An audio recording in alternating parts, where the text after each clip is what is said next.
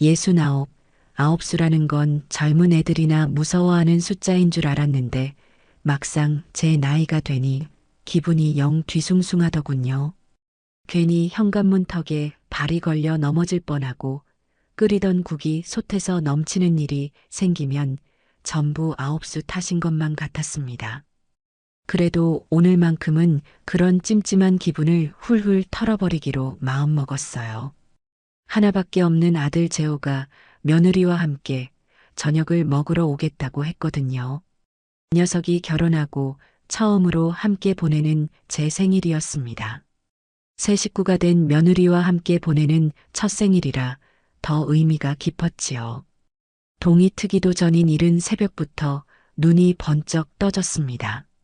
창문으로 스며드는 희미한 여명을 보며 한참을 누워 있다가 좋은 날 잠만 자는 건 시간이 아깝다는 생각에 벌떡 몸을 일으켰어요. 옷을 갈아입고 장바구니를 챙겨들고 집을 나섰습니다. 이 시간에 문을 연 곳이라고는 24시간 식자재 마트밖에 없었지만 그곳만큼 싱싱한 물건을 살 수 있는 장소도 드물었습니다. 아직 한산한 마트에 들어서니 각종 채소와 해산물이 풍기는 비릿하면서도 신선한 향이 코를 찔렀습니다. 며느라이가 해물을 좋아한다는 아들 녀석의 말이 떠올라 곧장 수산물 코너로 향했죠. 수조 안에서 힘차게 움직이는 낙지를 보니 절로 기운이 솟는 듯 했습니다. 가장 실하고 힘 좋은 놈으로 몇 마리 건져 올리고 전복과 새우도 넉넉하게 장바구니에 담았어요. 다른 사람 눈에는 그저 평범한 장복이었겠지만 제게는 마치 전쟁을 앞둔 장수가 군량을 비축하는 것처럼 비장하고도 설레는 의식이었습니다. 집으로 돌아와 두 팔을 걷어붙이고 본격적으로 음식 준비에 들어갔습니다. 신선한 해산물을 손질해 칼칼한 양념장을 만들어 재워두고 어젯밤부터 불려두었던 토란대는 들깨를 곱게 갈아 넣고 뭉근하게 볶기 시작했어요. 부엌에 고소하고 매콤한 냄새가 진동하니 그제야 집안에 온기가 도는 것 같았습니다. 제가 평생 음식 장사를 한 사람은 아니었지만 손맛 하나는 어디 가서 빠지지 않는다는 자부심이 있었어요. 재호가 어렸을 때부터 유난히 입이 짧아 속을 썩였는데 그런 아들 녀석의 입맛을 돋우기 위해 온갖 음식에 도전하다 보니 어느새 요리가 제 유일한 특기이자 취미가 되어버렸습니다. 오후 내내 허리 한번 제대로 펴지 못하고 상을 차렸습니다. 해물찜과 토란대 볶음 외에도 잡채며 삼색전이며 소고기 묵국까지 어느새 12가지 음식이 상 위에 가득 올라갔죠. 혹시나 며느리 입맛에 맞지 않는 음식이 있을까봐 일부러 가짓수를 다채롭게 준비한 것이기도 했습니다. 그렇게 분주하게 움직이면서도 마음 한구석에서는 자꾸만 기대감이 피어올랐어요. 사실 며느리 오민정은 제가 처음부터 살갑게 정을 붙일 수 있는 아이는 아니었습니다. 자기 주장도 강하고 좋고 싫음이 얼굴에 그대로 드러나는 요즘 아이였죠. 남들 눈에 어떻게 보이는지를 중요하게 생각해서인지 만날 때마다 머리부터 발끝까지 값비싼 물건들로 치장하고 나타나곤 했습니다. 평생 시장 좌판에서 옷을 떼다 입고 화장품 하나 제대로 바르지 않고 살아온 저와는 완전히 다른 세상 사람이었죠. 그래도 어쩌겠습니까? 제 아들이 좋다고 저 여자 아니면 안 되겠다고 눈물까지 글썽이며 데려온 배필인 것을요. 처음에는 서운한 마음도 들었지만 이제는 며느리가 아니라 딸 하나 새로 얻었다고 생각하며 잘 지내보려 노력하는 중이었습니다. 오늘 저녁 식사도 그런 제 노력의 일환이었어요. 맛있는 음식을 앞에 두고 두런두런 이야기를 나누다 보면 어색했던 사이도 조금은 풀어지지 않을까 하는 희망을 품었던 겁니다. 약속한 저녁 7시가 다가오자 저는 새로 산 옷으로 갈아입고 혹시나 머리가 헝클어지지는 않았는지 거울을 보며 매무새를 다듬었습니다. 하지만 7시가 지나고 8시가 다 되도록 아들 내외는 나타나지 않았어요. 식탁 위에 정갈하게 차려진 음식들은 점차 온기를 잃어갔습니다. 여러 번 데우면 맛이 변할까봐 이러지도 저러지도 못한 채 저는 식탁 의자에 앉아 현관문만 뚫어져라 쳐다보고 있었습니다. 기다림이 길어지자 아침부터 부풀었던 설렘은 어느새 불안감과 초조함으로 변해 있었죠. 어머니, 저희 거의 다 왔어요. 차가 너무 막혀서요. 8시가 훌쩍 넘어 걸려온 아들의 전화였습니다. 수화기 너머로 며느리가 짜증 섞인 목소리로 그냥 그렇다고만 해라고 말하는 소리가 희미하게 들려왔어요. 저는 애써 아무것도 못 들은 척 알았다. 운전 조심해서 천천히 오너라 하고 전화를 끊었습니다. 그리고는 식어버린 음식들을 다시 데우기 시작했어요. 얼마 지나지 않아 현관문 비밀번호 누르는 소리가 들리고 아들 내외가 안으로 들어섰습니다. 엄마, 늦어서 죄송해요. 생신 축하드려요. 재호가 멋쩍은 얼굴로 제게 말했습니다. 그 뒤에 서 있던 며느리는 피곤한 기색이 역력한 얼굴로 저를 한번 쓱 쳐다보더니 소파에 가방을 던지듯 내려놓고는 곧장 화장실로 들어가 버리더군요. 인사는커녕 고개 까딱하는 법도 없었습니다. 아들이 민망했는지 민정이가 오늘 회사에서 힘든 일이 좀 있었나 봐요. 엄마가 이해 좀 해주세요라며 제 눈치를 살폈습니다. 저는 아무 말 없이 고개를 끄덕이고는 식탁으로 두 사람을 이끌었어요. 차린 건 없지만 많이 먹으렴. 제 말에 재호는 우와, 진수성찬이네요. 엄마 솜씨 여전하시다라며 부산스럽게 수저를 들었지만 화장실에서 나온 며느리는 식탁을 한번 훑어보더니 떨떠름한 표정으로 의자에 앉았습니다. 어머니, 힘드셨겠어요. 다음부터는 그냥 밖에서 사 먹어요. 요즘 맛있는 데 얼마나 많은데요. 첫마디가 고작 그거였습니다. 고맙다는 말은 바라지도 않았지만 사람의 정성을 단번에 무시해버리는 그 말투에 가슴 한구석이 서늘해졌어요. 저는 애써 웃으며 대꾸했습니다. 그래도 내 식구 먹일 건데 어떻게 아무 데서나 사 먹이겠니? 이게 다 너희 생각해서 만든 거니 어서 먹어보렴. 며느리는 마지못해 젓가락을 들었지만 깨작거리기만 할 뿐 음식을 제대로 먹는 법이 없었습니다. 이따금 스마트폰을 확인하며 누군가와 메시지를 주고받는 모습에 아침부터 고생한 제 자신이 초라하게 느껴져 밥알이 모래알처럼 껄끄럽게 넘어갔습니다. 어색한 식사는 금방 끝이 났어요. 재호가 설거지를 돕겠다며 부엌으로 들어왔고 며느리는 소파에 앉아 아까보다 더 노골적으로 스마트폰만 들여다보고 있었습니다.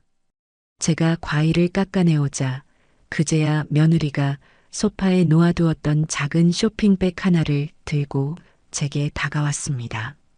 어머니, 이거요. 생신 선물이요. 건네는 손길에도 말투에도 아무런 감정이 실려 있지 않았습니다. 저는 그래도 자식들이 챙겨주는 마음이 고마워 일부러 더 밝게 웃으며 쇼핑백을 받아들었어요. 그런데 손에 들린 쇼핑백이 이상할 정도로 가벼웠습니다. 언뜻 보니 동네 약국 이름이 적혀 있는 비닐봉지더군요. 어머, 뭘 이런 걸 다. 애써 웃으며 봉투 안을 들여다본 순간 저는 제 눈을 의심했습니다. 그 안에는 포장도 없이 덜렁 들어있는 물건 하나가 전부였거든요. 실인 이 전문이라는 문구가 큼지막하게 박힌 1,000원짜리 치약이었습니다. 제 머릿속이 새하얗게 비는 기분이었어요. 이게 대체 무슨 상황인가 싶어 며느리를 쳐다보았지만 아이는 제 표정 따위는 아랑곳하지 않고 하품을 하며 말했습니다. 요즘 TV 광고 많이 하더라고요. 잇몸에 좋대요, 어머니. 그 말에 옆에서 과일을 깎던 아들의 손이 순간 멈칫하는 것이 보였습니다. 재호는 당황한 얼굴로 저와 며느리를 번갈아 쳐다보았지만 차마 자기 아내에게 쓴소리는 하지 못한 채 입술만 달싹거리고 있었죠. 그 침묵이 제게는 더 큰 상처로 다가왔습니다. 저는 잠시 동안 아무 말도 할 수 없었습니다. 화가 난다거나 서운하다는 감정보다는 거대한 벽 앞에서 압도당하는 듯한 무력감이 저를 짓눌렀어요. 저 아이에게 나는, 시어머니라는 존재는 고작 1,000원짜리 치약 하나를 아무렇게나 건네도 되는 그런 사람이었던 겁니다. 평생을 악착같이 살아오며 누구에게도 무시당하지 않으려 애썼던 제 인생이 송두리째 부정당하는 기분이었죠. 저는 천천히 치약을 봉투에서 꺼내 식탁 위에 올려두었습니다.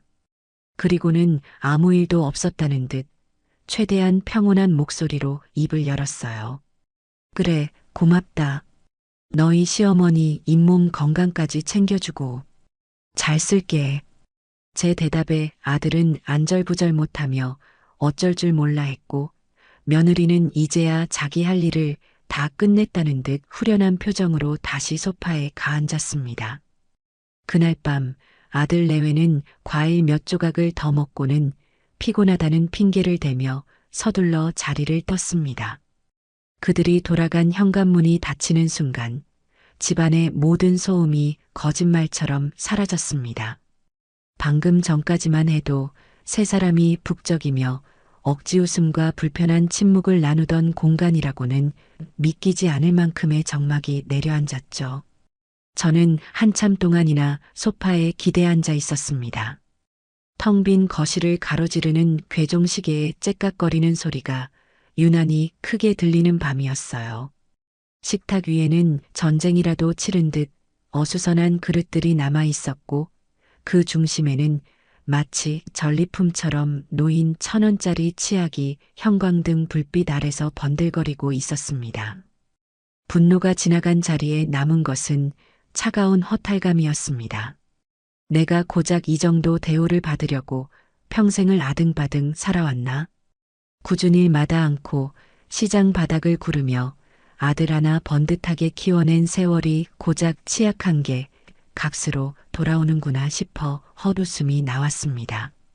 하지만 저는 눈물을 흘리며 신세 한탄이나 하고 있을 만큼 어리석거나 약하지 않았어요.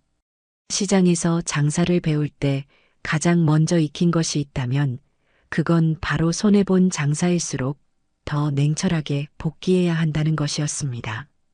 감정에 휩쓸려서는 다음 장사에서 또 손해를 보기 마련이거든요.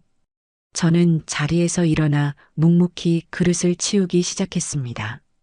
그릇들이 싱크대에서 부딪히는 소리가 제 심경을 대변하는 듯 날카롭게 울려 퍼졌어요.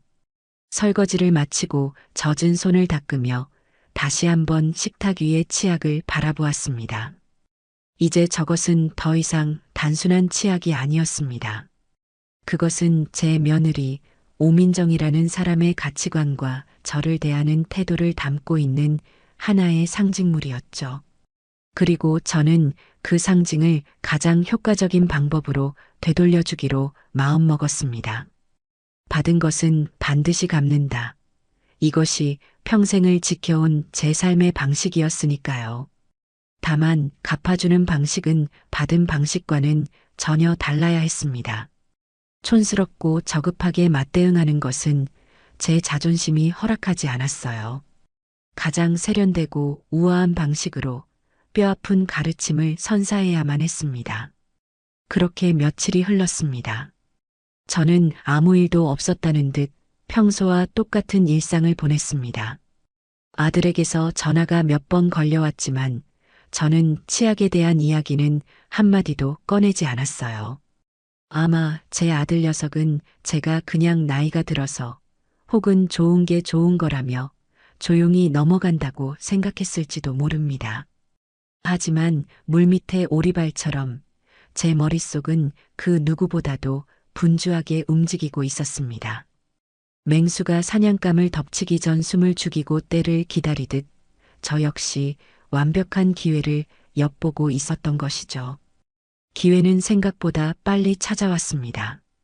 며칠 뒤 느지막이 아침을 먹고 있는데 며느리에게서 전화가 걸려왔습니다. 제 생일 이후로는 처음 있는 일이었어요.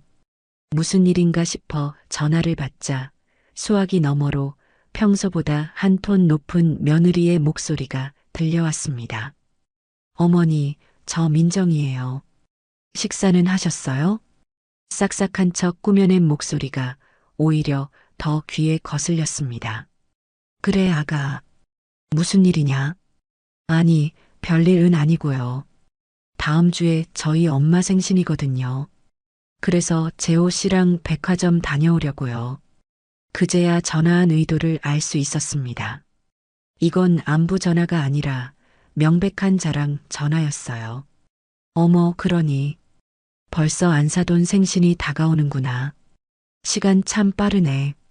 제 덤덤한 반응에 김이 샜는지 며느리는 한술 더 떠 구체적인 자랑을 늘어놓기 시작했습니다. 네. 그래서 이번에 큰 마음 먹고 가방 하나 사드리려고요. 엄마가 예전부터 갖고 싶어 하시던 게 있었거든요. 프랑스에서 나온 벨라지오라고 아시려나? 아무튼 그거 구하느라 얼마나 힘들었는지 몰라요. 예약 걸어놓고 몇 달을 기다렸다니까요. 저는 벨라지오가 뭔지 알지도 못했지만 며느리의 목소리에 가득한 우월감을 느끼기에는 충분했습니다. 저에게는 1,000원짜리 치약 하나를 툭 던져주던 아이가 자기 엄마를 위해서는 몇 달을 기다려 명품 가방을 선물한다는 그 이중적인 태도에 다시 한번 실소를 금할 수가 없었죠. 하지만 저는 제 감정을 조금도 드러내지 않고 오히려 다정한 시어머니를 연기했습니다. 우리 며느리 효녀네. 안사돈이 참 좋아하시겠다. 선물은 정성이 중요한 거지. 그럼요. 정성이 제일 중요하죠. 어머니, 그럼 저 준비하고 나가봐야 해서요. 다음에 또 전화 드릴게요. 전화는 그렇게 끊겼습니다. 저는 들고 있던 수저를 조용히 내려놓고 벽에 걸린 달력을 쳐다보았습니다. 그리고는 며느리가 말한 날짜에 붉은색 펜으로 커다랗게 동그라미를 쳤습니다. 안사돈 생신. 제 우아한 반격의 날이 정해진 순간이었습니다. 그날 오후 저는 난생 처음으로 혼자 백화점이라는 곳을 찾아갔습니다. 늘 시장이나 동네 마트만 다니던 제게 번쩍이는 대리석 바닥과 눈이 부실 정도로 밝은 조명으로 가득한 백화점은 완전히 다른 세상처럼 느껴졌어요. 1층에 들어서자마자 코를 찌르는 짙은 향수 냄새와 저마다 화려한 옷차림을 한 사람들 사이에서 시장에 갈 때 입던 점퍼 차림에 제가 유독 촌스럽게 느껴져 괜히 주눅이 들었습니다. 하지만 저는 오늘 이곳에 쇼핑을 하러 온 것이 아니었습니다. 제 목적은 분명했죠. 저는 곧장 포장용품 코너로 향했습니다. 하지만 제가 찾던 것은 그곳에 없었어요. 제가 원한 것은 평범한 포장지가 아니었거든요. 저는 다시 1층으로 내려와 며느리가 말했던 그 벨라지오라는 이름의 매장을 찾아 두리번거렸습니다. 얼마 지나지 않아 유독 화려한 조명 아래 보석처럼 가방들을 진열해 놓은 매장을 발견할 수 있었어요. 무엇을 도와드릴까요, 고객님? 제가 매장 안으로 들어서자 깔끔한 정장을 차려입은 젊은 직원이 다가와 물었습니다. 그 직원의 눈빛에는 제 행색을 위아래로 훑는 미세한 경계심이 서려 있었지만 저는 아랑곳하지 않고 당당하게 말했습니다. 여기서 제일 비싸고 좋은 포장 상자하고 포장지를 사고 싶어서요. 제 말에 직원은 잠시 당황한 표정을 지었습니다. 아, 저희는 보통 제품을 구매하신 고객님들께 포장 서비스를 해드리는데 따로 포장재만 판매하지는 않습니다. 예상했던 대답이었습니다. 저는 제 가방에서 미리 준비해온 현금 봉투를 꺼내 보이며 나지막이 말했어요. 알아요. 그러니 값을 더 쳐주겠다는 겁니다. 내가 아주 귀한 선물을 해야 해서 그러니 이 매장에서 사용하는 것과 똑같은, 아니, 그것보다 더 좋은 포장으로 부탁해요. 돈은 얼마가 들어도 상관없으니까. 제 단호한 태도와 두툼한 현금 봉투에 직원의 눈빛이 흔들리는 것이 보였습니다. 잠시 망설이던 직원은 어디론가 전화를 걸어 윗사람의 허락을 구하는 듯 하더니 이내 저를 매장 안쪽의 상담실로 안내했습니다. 그곳에서 저는 제 계획을 실현시켜줄 완벽한 도구들을 고르기 시작했습니다. 상자는 단단한 하드보드지에 고급스러운 가죽 질감을 입힌 것으로 골랐어요. 뚜껑에는 자석이 달려 있어 닫힐 때 착하고 기분 좋은 소리가 나는 물건이었죠. 포장지는 얇은 비단실이 섞여 있어 빛을 받을 때마다 은은하게 광택이 도는 짙은 남색 종이를 선택했습니다. 그리고 마지막으로 그 위를 장식할 리본은 폭이 넓고 두툼한 벨벳 소재의 금색 리본으로 골랐습니다. 포장재를 고르는데 쓴 돈은 어지간한 옷 한 벌 값과 맞먹었지만 조금도 아깝다는 생각은 들지 않았습니다. 이것은 제 자존심을 되찾기 위한 가장 중요한 투자였으니까요. 집으로 돌아온 저는 식탁 위에 백화점에서 사온 화려한 포장재들을 펼쳐 놓았습니다. 그리고는 안방 서랍 깊숙한 곳에 넣어두었던 1,000원짜리 치약을 꺼내왔죠. 짙은 남색 포장지와 금색 리본, 그리고 그 옆에 놓인 초라한 치약의 모습은 그야말로 어울리지 않는 한 쌍이었습니다. 하지만 그렇기에 더 완벽한 조합이었어요. 저는 마치 귀한 보물을 다루듯 정성을 다해 치약을 포장하기 시작했습니다. 상자 바닥에 부드러운 습자지를 여러 겹 깔아주고 그 중앙에 치약을 조심스럽게 올려놓았습니다. 치약이 상자 안에서 흔들리지 않도록 양옆을 비단 천으로 채워주는 것도 잊지 않았죠. 상자 뚜껑을 닫고 비단실이 섞인 포장지로 상자의 각을 맞춰 꼼꼼하게 감쌌습니다. 마지막으로 벨벳 리본을 이용해 서툴지만 정성껏 나비 매듭을 묶어주었죠. 완성된 선물을 보니 누가 봐도 그 안에는 값비싼 보석이나 시계가 들어있을 법한 모습이었습니다. 마지막으로 저는 작은 카드 한 장을 꺼내 들었습니다. 그리고는 펜을 들어 한자 한자 또박또박 마음을 담아 글씨를 써내려갔습니다. 소중한 안사돈께 언제나 환한 미소 간직하시길 바랍니다. 거짓말은 한마디도 없었습니다. 다만 그 환한 미소를 만드는 데 필요한 것이 무엇인지에 대한 생각은 며느리와 제가 조금 달랐을 뿐이죠. 저는 완성된 선물과 카드를 소파 위 가장 잘 보이는 곳에 올려두었습니다. 이제 주사위는 던져졌습니다. 며칠 뒤 열릴 안사돈의 생일잔치에서 제 며느리는 자신이 저지른 무례함의 대가를 아주 혹독하게 그리고 공개적으로 치르게 될 것이었습니다. 저는 그날의 풍경을 상상하며 제 생일날 밤 이후 처음으로 편안한 미소를 지을 수 있었습니다. 안사돈의 생일잔치가 열리는 날, 저는 아침부터 옷장 앞에서 한참을 서성였습니다.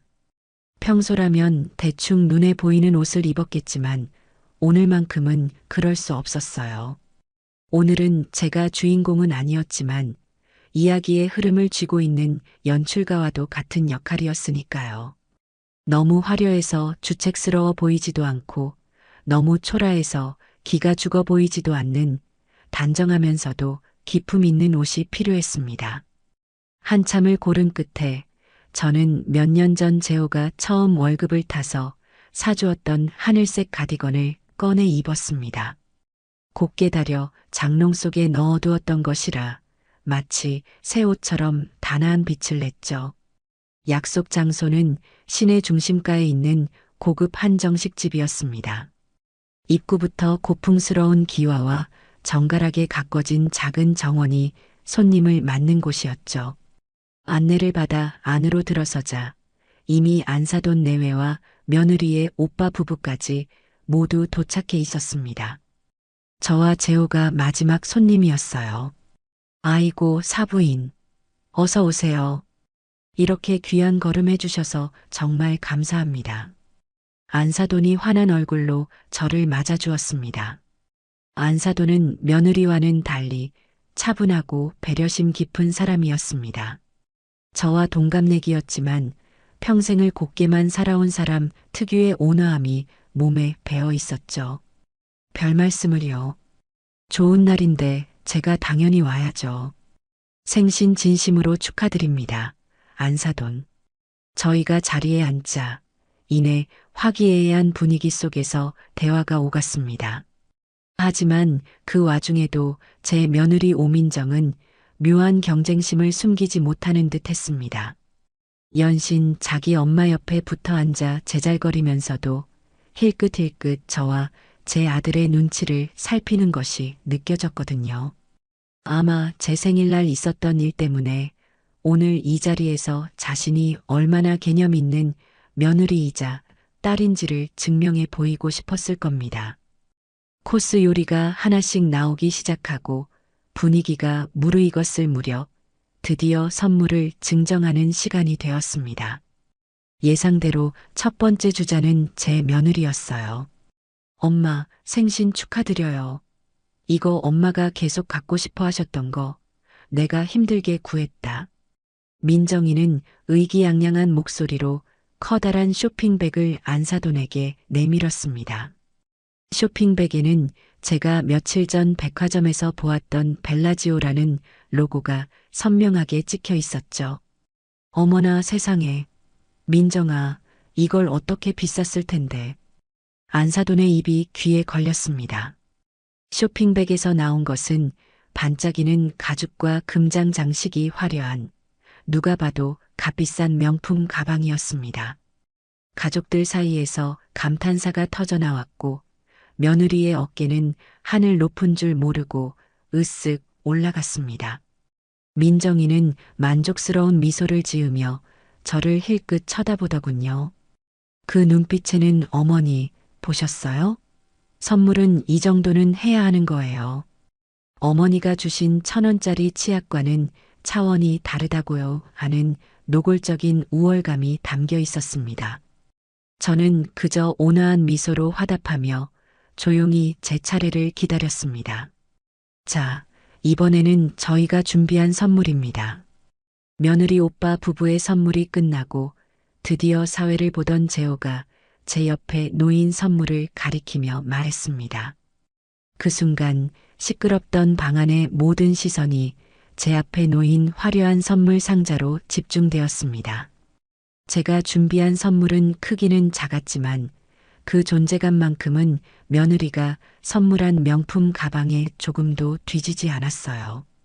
은은한 광택이 도는 짙은 남색 포장지와 그 위를 화려하게 장식한 금색 벨벳 리본은 그 자체만으로도 사람들의 호기심을 자극하기에 충분했습니다.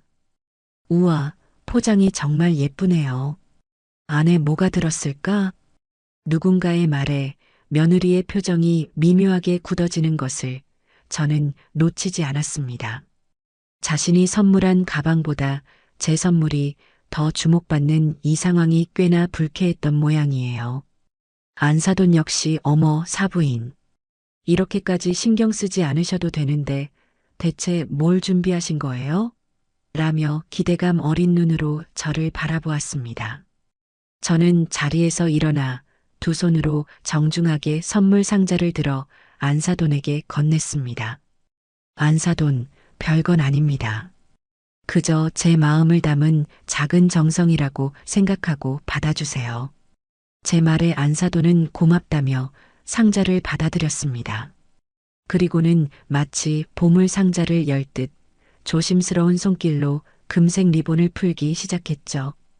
가족들 모두가 숨을 죽이고 그 모습을 지켜보았습니다.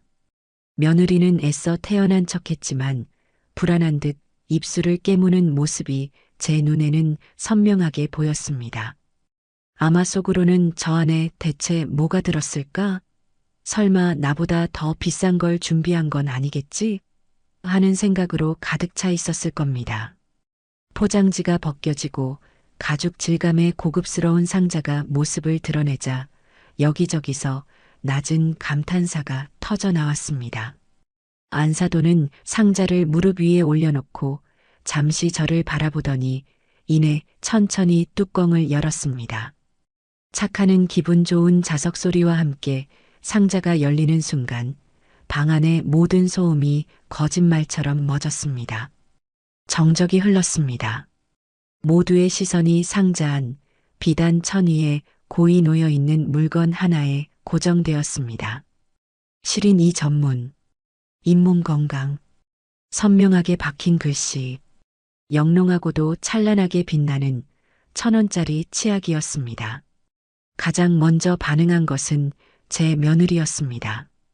민정이의 얼굴은 새하얗게 질리다 못해 푸른빛마저 도는 듯 했습니다. 두 눈은 금방이라도 튀어나올 것처럼 커졌고 떡 벌어진 입은 다물어질 줄을 몰랐죠. 제 아들 재호는 차마 고개를 들지 못한 채 식탁 아래로 얼굴을 파묻어 버렸습니다. 다른 가족들은 이게 대체 무슨 상황인지 이해하지 못한 채 당황스러운 눈빛으로 저와 안사돈 그리고 며느리를 번갈아 쳐다볼 뿐이었습니다. 그 숨막히는 정적을 깬 것은 놀랍게도 선물의 주인이었던 안사돈이었습니다. 안사돈은 상자 안의 치약을 가만히 들여다보다가 천천히 고개를 들어 저를 바라보았습니다. 그 눈빛에는 놀라움이나 분노가 아닌 깊은 이해와 일종의 동지애 같은 것이 담겨 있었어요. 그리고는 제 손을 꼭 잡으며 방 안에 모두가 들을 수 있는 또렷한 목소리로 말했습니다. 어머, 고맙습니다, 사부인. 어쩜 이렇게 제 마음을 아시고 이걸 준비하셨어요. 예상치 못한 반응에 저를 포함한 모든 사람들이 얼어붙었습니다. 제가 요즘 잇몸이 시려서 치과에 다녔잖아요. 의사가 잇몸에 좋은 치약을 써야 한다고 했는데 바쁘다는 핑계로 계속 잊어버리고 있었네요. 이렇게 제 건강까지 세심하게 챙겨주시니 정말 몸 둘 바를 모르겠습니다. 정말 감사해요, 사부인. 안사돈의 말은 그야말로 신의 한 수였습니다. 그 말 한마디에 어색하고 당황스럽기만 하던 상황은 순식간에 사돈의 건강을 염려한 마음 깊은 사부인의 따뜻한 선물이라는 감동적인 이야기로 바뀌어 버렸습니다. 물론 그 이면에 숨겨진 진짜 의미를 모르는 사람은 아무도 없었지만요. 며느리 민정이는 안사돈의 그 말에 더 큰 충격을 받은 듯 보였습니다. 차라리 화를 내거나 선물을 집어 던졌다면 자기가 동정이라도 받을 수 있었을 텐데 엄마가 저렇게 제 편을 들어버리니 완전히 고립무원의 신세가 되어버린 것이죠. 그 후의 식사 자리는 그야말로 가시방석이었습니다. 가족들은 애써 다른 화제를 꺼내며 분위기를 띄우려 했지만 한번 어색해진 공기는 쉽게 돌아오지 않았습니다. 며느리는 입술을 굳게 다문 채 아무 말도 하지 않았고 재호 역시 죄인처럼 고개만 숙이고 있었죠. 오직 저와 안사돈만이 아무 일도 없었다는 듯 서로에게 음식을 권하며 담소를 나누었습니다. 그 모습을 보는 며느리의 얼굴은 질투와 분노로 시뻘게 달아올라 있었습니다. 제 우아한 반격은 완벽한 성공으로 끝났습니다. 저는 며느리가 저에게 주었던 모욕을 수십 배의 이자를 붙여 가장 화려한 무대 위에서 되돌려준 것이었습니다. 한정식 집을 나서는 순간부터 집으로 돌아오는 차 안은 그야말로 얼음장 같았습니다. 운전대를 잡은 아들은 입을 굳게 다물고 앞만 보고 있었고 조수석에 앉은 며느리는 창밖을 보며 분노를 사귀는 듯 가쁜 숨을 몰아쉬고 있었죠. 뒷좌석에 앉은 저는 그저 묵묵히 차창 밖으로 스쳐 지나가는 도시의 불빛들을 바라볼 뿐이었습니다. 아무도 입을 열지 않았지만 차 안의 공기는 금방이라도 폭발할 듯한 긴장감으로 가득 차 있었습니다. 마치 태풍이 불어오기 직전의 고요함과도 같았어요. 집에 도착해 현관문이 닫히기 무섭게 억눌려 있던 며느리의 분노가 화라산처럼 터져 나왔습니다. 어머니, 저한테 어떻게 이러실 수 있어요? 사람들 다 보는 앞에서 저를 그렇게 바보로 만드셔야 했어요? 민정이는 가방을 소파에 집어 던지며 날카로운 목소리로 제게 따져 물었습니다. 얼굴은 눈물과 분노로 범벅이 되어 있었죠. 하지만 저는 조금도 당황하지 않았습니다. 이미 예상했던 반응이었으니까요. 저는 신발을 벗고 거실로 들어서며 차분하게 대꾸했습니다. 바보로 만들다니, 그게 무슨 말이니? 나는 그저 너가 내게 준 정성을 그대로 돌려준 것뿐이다. 너가 나를 생각하는 만큼 나도 너희 안사돈을 생각한다는 마음을 보여준 것이지. 그게 말이나 되는 소리예요? 1,000원짜리 치약이랑 엄마가 받은 명품 가방이 같다고 생각하세요? 어머니는 지금 제정신이 아니에요. 며느리는 악을 쓰듯 소리쳤습니다. 그 순간 잠자코 듣고만 있던 아들 재호가 버럭 소리를 지르며 며느리의 앞을 가로막았습니다. 그만해. 당신이야말로 제정신이야? 어떻게 엄마한테 그런 식으로 말대꾸를 해? 아들의 예상치 못한 반격에 며느리는 물론 저 역시 조금 놀랐습니다. 늘 제 아내는 착하다며 며느리 편만 들고 저와 며느리 사이에서 안절부절 못하며 눈치만 보던 녀석이었는데 오늘만큼은 단단히 화가 난 모양이었습니다. 뭐, 재호 씨, 지금 나한테 화내는 거야? 당신 엄마가 나한테 한 짓을 보고도 그런 말이 나와? 당신이 먼저 잘못했잖아. 엄마 생신날 온 가족이 모인 자리에서 당신이 했던 짓은 생각 안 나? 그때 엄마가 얼마나 속상해 하셨을지 생각 한 번이라도 해봤어? 당신은 늘 당신 입장, 당신 체면만 중요하지. 엄마한테 사과부터 해, 당장. 아들의 서슬 퍼런 일갈에 며느리는 충격을 받은 듯 아무 말도 하지 못했습니다. 자신을 무조건적으로 지지해 줄 것이라 믿었던 남편에게서 되려 비난을 받게 되자 더 이상 기댈 곳이 없어진 것이죠. 민정이는 배신감과 서러움이 뒤섞인 눈으로 저와 아들을 번갈아 쏘아보다가 결국 울음을 터뜨리며 안방으로 뛰어 들어가 버렸습니다. 쾅 하고 문이 닫히는 소리가 거실을 울렸습니다. 한바탕 폭풍이 지나간 거실에는 저와 아들 단둘이 남았습니다. 아들은 아직도 분이 풀리지 않는지 거친 숨을 몰아쉬고 있었습니다. 저는 그런 아들의 어깨를 말없이 두드려 주었습니다. 엄마, 죄송해요. 제가 진작에 민정이 버릇을 고쳐놨어야 했는데 중간에서 제가 너무 못나게 굴었어요. 아들의 목소리가 미세하게 떨리고 있었습니다. 저는 그런 아들의 등을 쓸어주며 나지막이 말했습니다. 됐다. 이제라도 네가 중심을 잡으니 그걸로 된 거다. 그날 밤 저희는 오랜만에 마주 앉아 많은 이야기를 나누었습니다. 아들은 그동안 며느리와 저 사이에서 겪었던 마음고생을 털어놓았고 저는 그런 아들을 묵묵히 위로해 주었죠. 비록 며느리와의 갈등은 깊어졌지만 그 일로 인해 오히려 아들과의 관계는 더 단단해진 기분이었습니다. 다음 날 아침 모르는 번호로 전화 한 통이 걸려왔습니다. 받아보니 뜻밖에도 안사돈이었습니다. 저는 어젯밤의 일이 마음에 걸려 조심스럽게 전화를 받았는데 수화기 너머로 들려온 안사돈의 목소리는 예상과 달리 아주 밝고 유쾌했습니다. 사부인 저예요. 어제 식사는 맛있게 하셨어요? 아, 네, 안사돈. 덕분에요. 그런데 어제 저희 때문에 괜히 분위기만 망친 것 같아 죄송스럽습니다. 제 사과에 안사돈은 호탕하게 웃으며 말했습니다. 죄송하긴요. 오히려 제가 얼마나 속이 시원했는지 아세요? 사부인 덕분에 우리 철없는 딸내미 버릇을 제대로 고칠 기회가 생긴 것 같아 감사할 따름이에요. 내 딸이지만 정말 부끄러워서 혼났습니다. 안사돈의 말에 저는 긴장이 탁 풀리는 것을 느꼈습니다. 그렇게 말씀해 주시니 제가 오히려 감사하네요. 그런 의미에서 말인데 사부인, 오늘 저랑 차나 한잔 하시겠어요? 어제 못다한 이야기도 좀 나누고 싶고요. 안사돈의 갑작스러운 제안에 저는 잠시 망설였지만 왠지 그 제안을 거절하고 싶지 않았습니다. 그렇게 저는 안사돈과 집 근처 찻집에서 만나기로 약속을 잡았습니다. 약속 장소에 나가자 안사돈은 어제와는 다른 편안한 차림으로 저를 기다리고 있었습니다.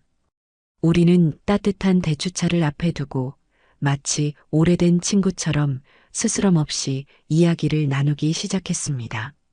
며느리에 대한 흉으로 시작된 대화는 각자 살아온 인생 이야기와 자식들 키우면서 겪었던 애환으로 자연스럽게 이어졌죠. 이야기를 나눌수록 저는 안사돈이 참 괜찮은 사람이라는 것을 느낄 수 있었습니다. 겉보기에는 곱고 약해 보였지만 그 속에는 단단한 심지와 올곧은 가치관을 가진 사람이었죠. 사부인, 사실 제가 오늘 뵙자고 한 건 다름이 아니라 우리 민정이 일 때문이에요. 한참 동안 이야기를 나누던 안사돈이 조심스럽게 본론을 꺼냈습니다. 제가 어려서부터 갖고 싶은 건 꼭 가져야 직성이 풀리는 아이였어요. 저희가 너무 오냐오냐 키운 탓이 크죠. 그러다 보니 어느새 사람의 마음이나 정성보다는 물건의 가격표로 모든 걸 판단하는 아이가 되어버렸어요. 어제 사부인께서 주신 그 치약이 아마 민정이에게는 자기 자신을 비추는 거울처럼 느껴졌을 겁니다. 안사돈은 깊은 한숨을 내쉬었습니다. 그러던 차에 며칠 전에 회사에서도 큰 실수를 해서 중요한 프로젝트에서 밀려났다는 모양이에요.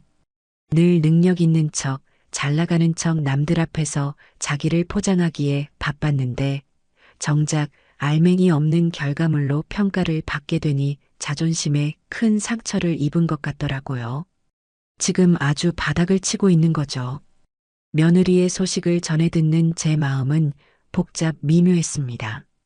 한편으로는 쌤통이라는 생각이 들면서도 다른 한편으로는 안쓰러운 마음이 드는 것을 어쩔 수가 없었습니다.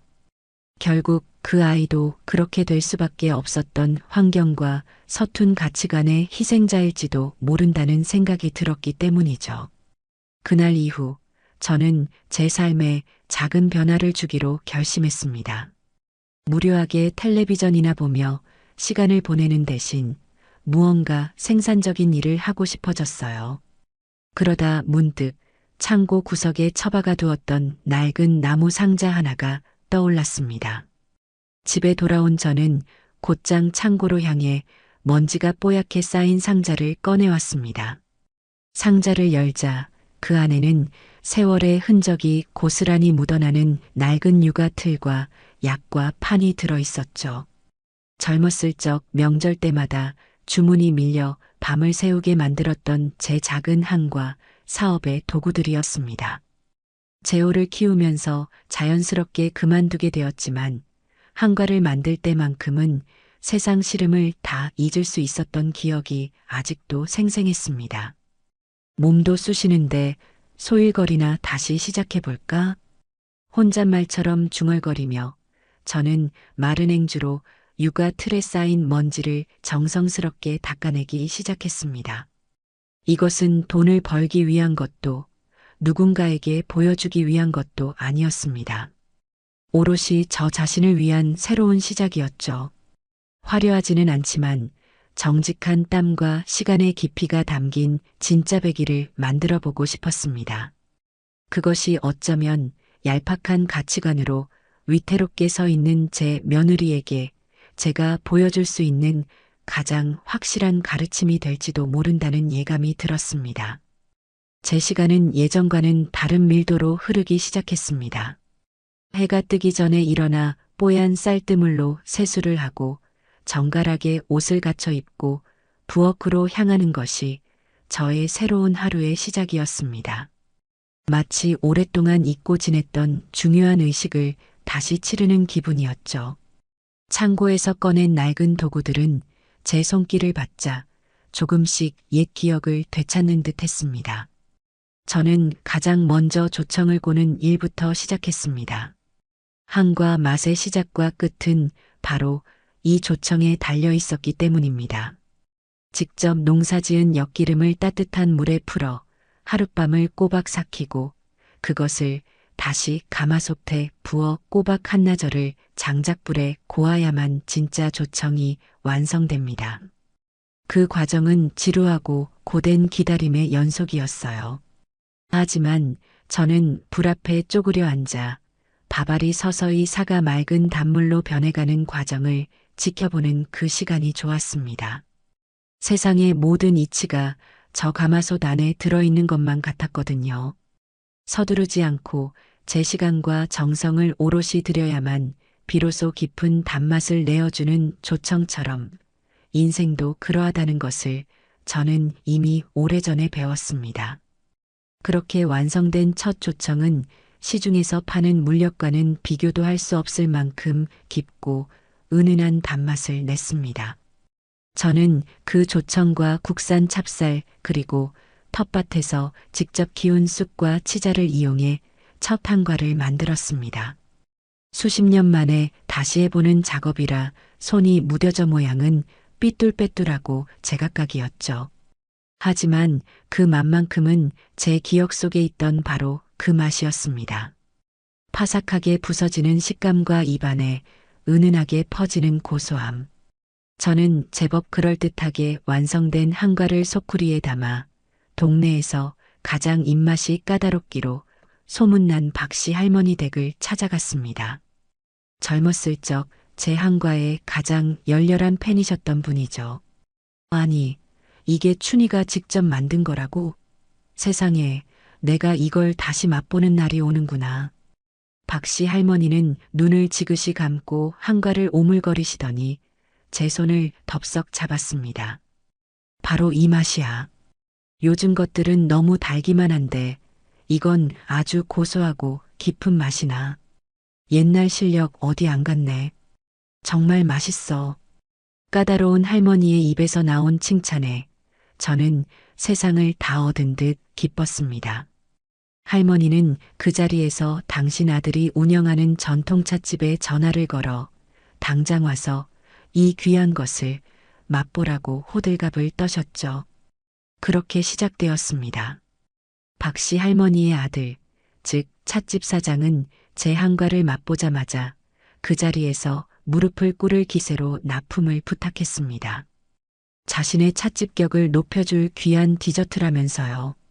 저는 번듯한 상표도 눈길을 끄는 포장도 없이 그저 신문지에 투박하게 싼 한과를 찻집에 보내주었을 뿐입니다. 그런데 사람들은 바로 그 투박함 속의 진정한 맛에 열광하기 시작했습니다. 찻집에서 제 한과를 맛본 손님들이 수소문 끝에 제 연락처를 알아내어 개인적으로 주문을 하기 시작했고 그 손님들이 다시 다른 손님들에게 소개를 하면서 주문은 꼬리에 꼬리를 물고 늘어났습니다. 제 부엌이 다시 활기로 넘치기 시작할 무렵 아들 재호가 어두운 얼굴로 저를 찾아왔습니다. 녀석의 얼굴에는 깊은 수심이 어려 있었죠. 엄마, 요즘 주문 많아서 힘드시죠? 힘들긴. 나이 들어서 이렇게 소일거리라도 있는 게 얼마나 감사한 일이니. 그런데 너는 무슨 일 있어? 안색이 안 좋다. 제 질문에 아들은 기다렸다는 듯 깊은 한숨과 함께 하소연을 쏟아내기 시작했습니다. 며느리가 저를 따라 온라인 쇼핑몰을 시작했다는 이야기였습니다. 이름은 미나의 스위트 스튜디오래요. 자기는 엄마처럼 촌스럽게 안 한대요. 요즘엔 맛보다 감성이라면서요. 그런데 그 감성이란 게 뭔지 아세요? 비싼 돈 주고 산 카메라로 사진 찍고 해외에서 주문한 포장지로 그럴듯하게 꾸미는 거예요. 정작 부엌에는 하루에 1시간도 안 들어가요. 아들은 답답한지 제 앞에서 머리를 쥐어뜯었습니다. 며느리는 자신의 실패 원인이 실력 부족이 아닌 겉모습이 화려하지 않았기 때문이라고 굳게 믿고 있는 듯 했습니다. 며칠 전에는 글쎄 엄마 한과 납품하는 그 찻집에 다녀왔더라고요. 시장 조사한다면서요. 아들의 이야기는 계속되었습니다. 며느리는 일부러 가장 화려한 옷을 차려입고 찻집을 찾아가 제 한과를 주문해서는 대놓고 촌스럽다며 흉을 봤다고 합니다. 요즘 세상에 누가 이런 걸 돈 주고 사 먹어요? 포장도 이게 뭐람. 그러면서 큰 소리로 비웃더래요. 그런데 한 입 먹어보더니 갑자기 얼굴이 싹 굳어지더랍니다. 자기가 생각했던 맛이 아니었던 거죠. 그래도 자존심은 있어서 아무 말 없이 계산만 하고 나왔다는데 그날 이후로 더 히스테리가 심해졌어요. 며느리는 저의 성공을 인정하고 싶지 않았을 겁니다. 저의 방식이 옳았다는 것을 받아들이는 순간 자신의 모든 것이 부정당하는 기분이었을 테니까요. 그래서 더 필사적으로 자신의 감성에 매달렸던 것이죠. 며느리는 모아두었던 돈은 물론 대출까지 받아가며 SNS 광고에 열을 올렸습니다. 반짝이는 식기와 화려한 색감으로 치장된 며느리의 디저트 사진들은 순식간에 사람들의 눈길을 사로잡았고 쇼핑몰은 문을 열자마자 주문이 폭주하기 시작했습니다. 하지만 모래 위에 지은 성은 오래 버티지 못하는 법입니다. 화려한 사진에 속아 제품을 구매했던 사람들의 정직한 후기가 하나둘씩 올라오기 시작했습니다. 사진이랑 실물이 너무 다르네요. 맛도 그냥 공장제 케이크 시트 맛이에요. 가격이 너무 비싸요. 이 돈이면 호텔 케이크를 사 먹겠습니다. 포장값만 받는 듯 인공적인 단맛에 머리가 아플 정도. 한 입 먹고 다 버렸어요. 처음에는 몇 개에 불과했던 악평이 어느새 칭찬 일색이던 게시판을 뒤덮기 시작했습니다. 사람들의 입맛은 생각보다 훨씬 더 정확하고 냉정했습니다. 겉모습에 잠시 현혹될 수는 있어도 결국에는 본질을 꿰뚫어 보는 법이니까요. 재호는 매일 밤 저를 찾아와 신용카드 청구서와 대출이자 고지서를 보여주며 울상을 지었습니다. 엄마 민정 씨가 자기가 뭘 잘못했는지 끝까지 인정을 안 해요. 악플다는 사람들은 다 엄마가 고용한 사람들이래요. 저한테 엄마한테 가서 따지라고 소리를 지르고 난리를 쳐요. 저 정말 이혼이라도 하고 싶은 심정이에요. 아들의 괴로워하는 모습을 보는 제 마음도 편치 않았습니다. 하지만 저는 독하게 마음 먹고 아들에게 말했습니다. 조금만 더 기다려보자. 바닥까지 떨어져 봐야 땅의 소중함을 아는 법이다. 지금은 아무도 그 아이를 도와줄 수 없어. 자기 자신 말고는. 며느리의 스위트 스튜디오는 한철 피었다 지는 꽃처럼 그렇게 허무하게 막을 내렸습니다. 집안에는 팔리지 않은 디저트와 값비싼 포장재들만이 흉물처럼 쌓여갔고 며느리는 깊고 어두운 자신만의 동굴 속으로 완전히 모습을 감춰버렸습니다. 화려했던 가짜의 세계가 무너져 내린 잿더미 위에서 며느리는 비로소 진짜와 가짜의 차이가 무엇인지 고통스럽게 깨닫고 있었을 겁니다. 며느리의 사업이 처참한 실패로 끝난 뒤 아들 내외의 집에는 사람이 살지 않는 집처럼 무거운 침묵만이 감돌았습니다. 재호의 말에 따르면 며느리는 방에 틀어박혀 며칠이고 나오지 않는 날이 부지기수였고 어쩌다 마주쳐도 유령처럼 넋이 나간 얼굴로 자기를 스쳐 지나갈 뿐이라고 했습니다. 그 오만하고 기세등등하던 아이가 완전히 무너져 내린 것이죠. 저는 그 소식을 전해 들으면서도 일부러 먼저 연락을 하거나 찾아가지 않았습니다. 지금은 그 아이에게 스스로를 돌아볼 시간이 절실하게 필요하다는 것을 알고 있었기 때문입니다. 그러던 어느 날 제가 한과 주물량을 맞추기 위해 부엌에서 분주하게 움직이고 있을 때였습니다. 현관문 너머로 누군가 찾아온 기척이 느껴졌습니다. 문을 열어보니 뜻밖에도 안사돈이 잔뜩 수척해진 얼굴로 문 앞에 서 있었습니다. 화려한 옷차림 대신 수수한 옷을 입고 있었지만 그 얼굴에 드리운 근심의 깊이는 숨길 수가 없었죠. 사부인, 바쁘신데 죄송합니다. 제가 드릴 말씀이 있어서요. 저는 안사돈을 안으로 모셔 따뜻한 차부터 한 잔 내어드렸습니다. 안사돈은 찻잔을 든 채 한참을 망설이다 어렵게 입을 열었습니다. 우리 민정이가 아무래도 이대로 두면 안 될 것 같습니다. 안사돈은 지난밤 딸의 집에 찾아갔다가 겪었던 이야기를 제게 들려주었습니다. 온 집안은 쓰레기 더미처럼 변해 있었고 며느리는 어둠 속에서 빛 한 점 없는 눈으로 허공만 바라보고 있더랍니다. 그 모습에 너무 놀라 다그치자 며느리가 처음으로 자신을 붙잡고 아이처럼 엉엉 울었다고 합니다. 자기가 다 잘못했다고, 너무 어리석었다고 울더군요. 특히 사부인께 너무 죄송해서 얼굴을 들 수가 없다고요. 평생 제멋대로만 살던 아이가 그렇게 자기 잘못을 인정하는 건 저도 처음 봤습니다. 그 말에 마음이 아프면서도 한편으로는 이제라도 정신을 차렸나 싶어 다행이라는 생각이 들더군요. 안사돈은 눈물을 글썽이며 제 손을 잡았습니다. 사부인, 제가 정말 염치 없고 면목 없는 부탁인 거 압니다. 하지만 우리 민정이 사부인께서 좀 거두어 주세요.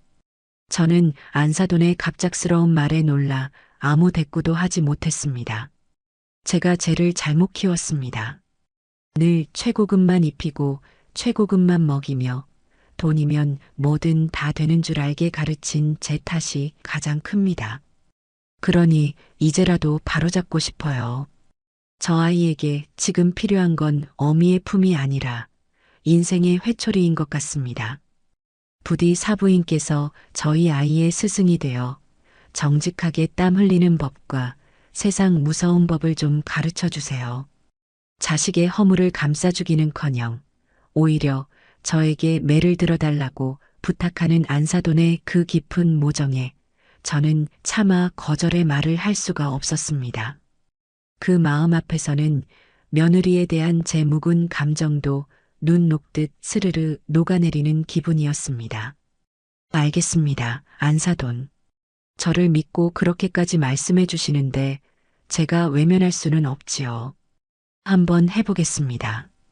대신 한번 제게 맡기시면 끝까지 저를 믿고 지켜봐 주셔야 합니다. 제가 호랑이보다 더 무서운 스승이 될 수도 있거든요. 제 말에 안사돈은 고개를 수십 번도 더 숙이며 감사하다고 말했습니다. 그렇게 저와 안사돈은 며느리의 미래를 위한 비밀스러운 동맹을 맺었습니다. 안사돈이 돌아가고 며칠이 더 흘렀습니다. 저는 일부러 며느리에게 연락하지 않고 그 아이가 스스로 찾아오기를 기다렸습니다. 그리고 닷새째 되던 날 저녁 드디어 며느리가 저희 집 현관 앞에 모습을 드러냈습니다. 마지막으로 봤을 때보다 훨씬 더 마른 모습이었지만 텅 비어 있던 눈동자에는 작은 결심의 빛이 깃들어 있었습니다. 어머니, 저 왔어요. 저는 아무 말 없이 며느리를 집 안으로 들였습니다. 어색한 침묵 속에서 차를 한 잔 마시고 나서야 며느리가 먼저 입을 열었습니다. 저 엄마한테 이야기 다 들었어요. 그래. 어머니 저를 받아주실 수 있으세요? 며느리의 목소리가 희미하게 떨리고 있었습니다. 저는 그런 며느리를 똑바로 바라보며 물었습니다. 너는 내게 무엇을 배우고 싶으냐? 제 질문에 며느리는 쉽게 대답하지 못했습니다. 한참을 망설이다 어렵게 대답을 내놓았죠. 모르겠어요. 저는 그냥 제가 뭘 잘못했는지, 어떻게 살아야 하는 건지, 하나부터 열까지 다 다시 배우고 싶어요. 어머니처럼 진짜를 만들고 싶어요. 이전처럼 사업 비결 따위를 묻던 모습과는 완전히 다른 진심이 담긴 대답이었습니다. 그 대답을 듣는 순간 저는 이 아이를 제자로 받아들여도 좋겠다고 결심했습니다. 좋다. 내일부터 당장 시작하자. 다만 내 가르침은 혹독할 것이다. 매일 동이 트기 전에 이곳으로 와야 하며 내가 시키는 일은 그게 무엇이든 군소리 없이 따라야 한다. 힘들다고 중간에 도망치거나 내 방식이 구식이라며 불평하는 순간 너와 나의 사제 관계는 그걸로 끝이다. 할 수 있겠느냐? 네, 뭐든지 다 할게요. 시키시는 대로 다 하겠습니다. 며느리는 비장한 표정으로 고개를 끄덕였습니다. 저는 말없이 부엌으로 들어가 깨끗하게 빨아둔 하얀 앞치마 2개 중 하나를 들고 나왔습니다. 이건 오늘부터 너의 갑옷이자 유니폼이다. 이 앞치마를 두르는 순간 너는 더 이상 오민정이 아니라 나의 첫 번째 제자가 되는 것이다. 명심하거라. 저는 며느리에게 앞치마를 건넸습니다. 며느리는 2 손으로 공손하게 앞치마를 받아들고는 서툰 손길로 자신의 허리에 둘렀습니다. 그 순간 며느리의 등 뒤로 보였던 얄팍한 허영과 자존심의 그림자가 사라지고 정직한 땀을 흘릴 준비가 된 한 사람의 맨 얼굴이 드러나는 듯 했습니다. 길고 긴 방황을 끝내고 제 며느리는 드디어 새로운 세상의 문 앞에 서게 된 것이었습니다. 다음 날 시계의 짧은 바늘이 새벽 5시를 가리키고 있을 때였습니다. 어둠이 채 가시지 않은 부엌에서 제가 조청을 만들 엿기름을 물에 담그고 있는데 현관문이 조용히 열렸습니다. 며느리였습니다. 약속한 시간보다도 훨씬 이른 시간이었습니다. 밤잠을 설친 듯 눈은 피곤해 보였지만 그 안에는 결연한 의지가 담겨 있었죠. 일찍 왔구나. 네, 어머니. 혹시나 늦을까봐 서두르다 보니. 잘했다. 무슨 일이든 시작이 반이라는 말이 있지. 아침은 먹었느냐? 저는 따뜻하게 데워둔 밥과 국을 며느리 앞에 차려주었습니다. 며느리는 어색해하면서도 제가 차려준 밥상을 깨끗하게 비워냈습니다. 뱃속이 든든해야 고된 노동도 버틸 수 있는 법이니까요. 식사를 마친 며느리에게 제가 건넨 것은 육아 틀이나 반죽 그릇이 아니었습니다. 낡은 고무장갑과 빳빳한 수세미였죠. 오늘 너의 첫 번째 임무는 이 부엌의 모든 그릇을 설거지하고 가스레인지와 선반에 낀 묵은 기름때를 전부 벗겨내는 것이다. 제 말에 며느리는 예상했다는 듯 군소리 없이 고무장갑을 손에 꼈습니다. 하지만 그 표정에는 요리가 아니라 청소라니 하는 실망감이 역력했습니다. 저는 그런 며느리의 속내를 꿰뚫어보며 말했습니다. 내가 만들 음식은 너를 비추는 거울과도 같다. 너의 마음이 정갈하지 못한데 어찌 깨끗한 음식을 만들 수 있겠으며 너의 주변이 어지러운데 어찌 손님에게 내놓을 음식을 만들 수 있겠느냐. 모든 수련의 시작은 자신을 낮추고 주변을 정돈하는 일부터 시작되는 법이다. 제 말에 며느리는 잠시 생각에 잠기더니 이내 결심한 듯 수세미에 세제를 묻혀 냄비를 닦기 시작했습니다. 하지만 평생 고무장갑 한 번 껴본 적 없는 며느리에게 설거지와 청소는 생각보다 훨씬 더 고된 일이었습니다. 그릇을 몇 개나 깨뜨릴 뻔했고 기름때는 아무리 힘주어 닦아도 쉽게 지워지지 않았죠. 저는 그저 팔짱을 낀 채 며느리가 하는 양을 묵묵히 지켜볼 뿐이었습니다. 해가 중천에 뜰 무렵 며느리는 땀으로 온몸이 흠뻑 젖은 채 바닥에 주저앉았습니다. 어머니, 너무 힘들어요. 팔에 힘이 하나도 안 들어가요. 저는 그런 며느리에게 다가가 아직 기름때가 남아있는 가스레인지 후드를 손가락으로 쓱 문질러 보여주었습니다. 아직 멀었다. 내 눈에는 깨끗해 보일지 몰라도 내 눈에는 아직 내가 보지 못하는 더러움이 보인다. 내 마음의 눈이 열릴 때까지 이 청소는 끝나지 않을 것이다. 제 말에 며느리는 울상이 되었지만 이내 입술을 깨물고 다시 자리에서 일어났습니다. 그리고 해가 저물어갈 무렵에야 며느리는 비로소 제 기준에 맞는 청소를 끝마칠 수 있었습니다. 반짝이는 부엌을 보며 며느리는 지친 기색도 잊은 채 난생 처음으로 느껴보는 뿌듯함에 넋을 잃고 서 있었습니다. 다음 날부터는 본격적인 재료 손질 훈련이 시작되었습니다. 저는 며느리에게 찹쌀 한 말과 콩 한 말을 내어주며 그 안에서 벌레 먹거나 깨진 나달을 골라내는 일을 시켰습니다. 하루 종일 허리를 숙이고 앉아 작은 나달들을 들여다보는 일은 엄청난 집중력과 인내심을 요구하는 작업이었죠. 며칠이 지나자 며느리의 허리와 어깨는 굳은 돌처럼 뻣뻣해졌습니다. 어머니, 제가 왜 이런 하찮은 일을 해야 하는지 모르겠어요. 이건 기계가 해도 되는 일이잖아요. 결국 며느리의 입에서 불평이 터져 나왔습니다. 저는 아무 말 없이 며느리가 대충 고른 콩으로 만든 콩고물과 제가 정성껏 고른 콩으로 만든 콩고물을 각각 만들어 맛보게 했습니다. 어떠냐? 맛의 차이가 느껴지느냐? 며느리는 두 가지 고물을 번갈아 맛보더니 이내 얼굴이 하얘졌습니다. 자신이 고른 콩으로 만든 고물은 미세하게 씁쓸한 잡내가 섞여 있었지만 제가 고른 콩으로 만든 고물은 순수하고 깊은 고소함만이 가득했기 때문입니다. 내가 하찮다고 생각했던 그 작은 나달 하나가 결국 음식 전체의 맛을 좌우하는 것이다. 세상에 하찮은 과정이란 없다. 모든 과정 하나하나가 모여 비로소 완벽한 결과물을 만들어내는 것이지. 명심하거라. 그날 이후 며느리는 재료를 손질하며 단 한 번도 불평하지 않았습니다. 오히려 이전보다 더 꼼꼼하고 세심한 눈으로 재료들을 살피기 시작했죠. 한 달이 지났을 무렵 저는 비로소 며느리에게 불을 다루는 법을 가르치기 시작했습니다. 하지만 그 과정 역시 순탄치 않았습니다. 조청을 만드는 불 조절에 실패해 귀한 재료를 전부 태워 먹기 일쑤였고 육과를 튀기는 기름의 온도를 맞추지 못해 반죽을 딱딱한 돌덩이로 만들어버리는 실수를 반복했습니다. 그때마다 며느리는 좌절감에 눈물을 글썽였지만 저는 결코 며느리를 위로해주지 않았습니다.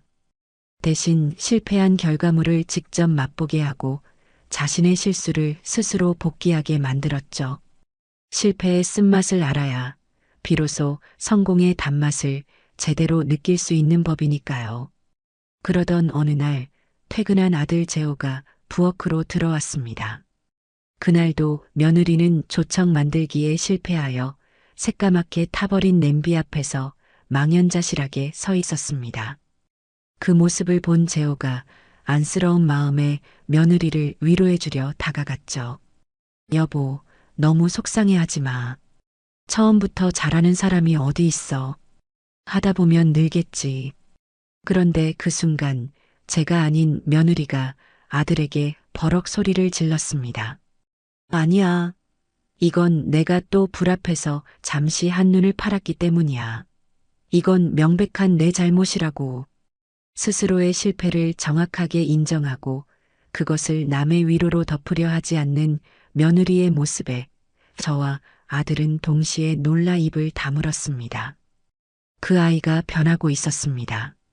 아주 느리지만 단단하게. 자신의 실패를 남의 탓으로 돌리던 아이가 비로소 자신의 부족함을 정면으로 마주하기 시작한 것이었습니다. 저는 그 모습을 보며 아주 희미하지만 분명한 희망의 빛을 보았습니다. 며느리가 자신의 실수를 온전히 자신의 것으로 받아들이기 시작한 그날 이후 저희 집 부엌의 공기는 이전과 사뭇 달라졌습니다. 그전까지 부엌이 저의 오랜 경험과 며느리의 서툰 열정이 부딪히는 팽팽한 수련의 공간이었다면 이제는 서로의 부족함을 채워주고 말없이 격려하는 따뜻한 동료애가 깃든 작업장으로 변모하기 시작했죠. 하지만 얼음장 같던 부엌에 진정한 의미의 온기를 불어넣고 우리 세 사람을 비로소 하나의 가족이라는 이름으로 묶어준 것은 다름 아닌 제 아들, 재호였습니다. 주말 아침이었습니다. 며칠 전부터 명절을 앞두고 주문이 폭주하기 시작해 저와 며느리는 그날도 어김없이 동이 트기도 전에 일어나 부엌에서 전쟁을 치르고 있었습니다. 찹쌀을 찌는 구수한 증기가 부엌을 가득 메우고 기름에 육아가 튀겨지는 경쾌한 소리와 조청이 끓는 달콤한 향기가 온 집안에 진동했습니다. 저는 튀김기 앞에서, 며느리는 포장대 앞에서 각자 맡은 일에 몰두해 허리 한번 제대로 펴지 못하고 있었죠. 그때였습니다. 늦잠을 자고 일어난 재호가 부스스한 얼굴로 부엌 문을 열고 들어왔습니다. 평소에 주말 같았으면 아침밥 주세요가 첫마디였을 녀석이었는데 그날은 왠지 달랐습니다. 아들은 아무 말 없이 문지방에 서서 땀으로 머리카락이 이마에 흥건히 달라붙은 채 일에 몰두하고 있는 저와 제 아내의 모습을 한참 동안이나 멍하니 바라보았습니다. 마치 처음 보는 광경이라도 되는 듯 그 표정에는 복잡하고 미묘한 감정들이 스쳐 지나갔습니다. 아마 녀석의 눈에는 저희 두 사람의 모습이 단순히 엄마와 아내가 아니라 치열한 삶의 현장에서 각자의 역할을 묵묵히 수행하고 있는 두 명의 동료처럼 보였을지도 모릅니다. 한참을 서 있던 아들이 이내 결심한 듯 주방으로 성큼성큼 걸어 들어오더니 대뜸 팔을 걷어붙였습니다. 안 되겠습니다. 두 분만 이렇게 고생하시게 할 수는 없죠. 엄마, 저한테도 일 좀 주세요. 저도 이제 이 집의 일원이잖아요. 저는 물론이고 며느리조차도 아들의 갑작스러운 변화에 너무 놀라하던 일을 멈추고 멀뚱멀뚱 녀석을 쳐다보았습니다. 너가 뭘 할 줄 안다고 부엌에 끼어들어. 평생 손에 물 한 번 안 묻혀본 녀석이 마음만 고맙게 받으마. 괜히 일만 더 만드니 어서 가서 아침이나 챙겨 먹어라. 제가 손사래를 치며 말했지만 아들은 고집을 꺾지 않았습니다. 아니에요, 엄마. 저도 이제 뭔가 해야만 할 것 같아요. 그동안 너무 편하게 방관자처럼 굴었던 게 두 분께 너무 죄송스러워서라도 이대로는 못 있겠어요. 뭐든 시켜만 주세요. 쌀 나르는 거든 설거지거든 뭐든 다 할 수 있어요. 아들의 눈빛은 장난이 아니었습니다. 진심이었습니다. 저는 더 이상 아들의 고집을 말릴 수 없다는 것을 깨닫고 창고 쪽을 턱으로 가리키며 말했습니다. 그렇게까지 말한다면야. 그럼 저기 창고에 있는 찹쌀 20가마니 전부 이쪽 부엌 선반 밑으로 차곡차곡 옮겨다 놓아라. 괜히 힘자랑하다 허리 다치지 말고 요령껏 조심해서 하고. 제 말에 아들의 얼굴이 순간 파랗게 질리는 듯 했지만 이내 네, 알겠습니다. 맡겨만 주십시오. 하고 군기가 바짝 든 신병처럼 우렁차게 대답하며 창고로 향했습니다. 그 모습을 보던 며느리가 피식 웃음을 터뜨렸고 그 웃음소리에 부엌의 공기가 한결 부드러워졌습니다. 그날 하루 아들은 난생 처음으로 자신의 몸이 얼마나 나약한지를 처절하게 깨닫는 시간을 보냈습니다. 쌀가마니를 어깨에 메고 몇 걸음 떼지 못해 주저앉기를 반복했고 끙끙거리며 겨우 쌀을 옮기고 나서는 산더미처럼 쌓인 설거지 더미와 마주해야 했죠. 평소라면 쳐다보기도 싫었을 기름때 묻은 그릇들을 닦으며 낑낑대다가 미끄러운 세제 거품 때문에 값비싼 사기 그릇을 2개나 깨뜨리고 말았습니다. 쨍그랑하는 날카로운 파여름에 저희 세 사람 모두의 심장이 철렁 내려앉았죠. 아들은 거의 울상이 되어 제게 달려와 잘못을 빌었고 저는 사람 손이 하는 일에 실수가 없을 수 있나? 다치지 않은 것만도 다행이다라며 녀석의 등을 두드려 주었습니다. 설거지가 끝나자 이번에는 포장 작업이 기다리고 있었습니다. 단순해 보이는 작업이라고 얕보았던 아들은 네모 반듯하게 포장지를 접고 일정한 간격으로 리본을 묶는 일이 생각보다 얼마나 섬세한 기술을 요구하는지 깨닫고는 혀를 내둘렀습니다. 어설픈 손놀림으로 포장을 돕다가 애써 곱게 만들어 놓은 약과를 바닥에 와르르 쏟아버리는 대형 사고를 치고 말았죠. 바닥에 나뒹구는 약과를 보며 아들은 망연자실한 표정을 지었고 며느리는 아이고 저 왼수 차라리 가만히 있는 게 도와주는 거라니까 하고 타박을 주면서도 어느새 수건을 가져와 남편의 땀을 닦아주고 있었습니다. 그 모습이 어찌나 정겹고 보기 좋던지 저는 고된 줄도 모르고 하루 종일 입가에 미소를 매달고 있었습니다.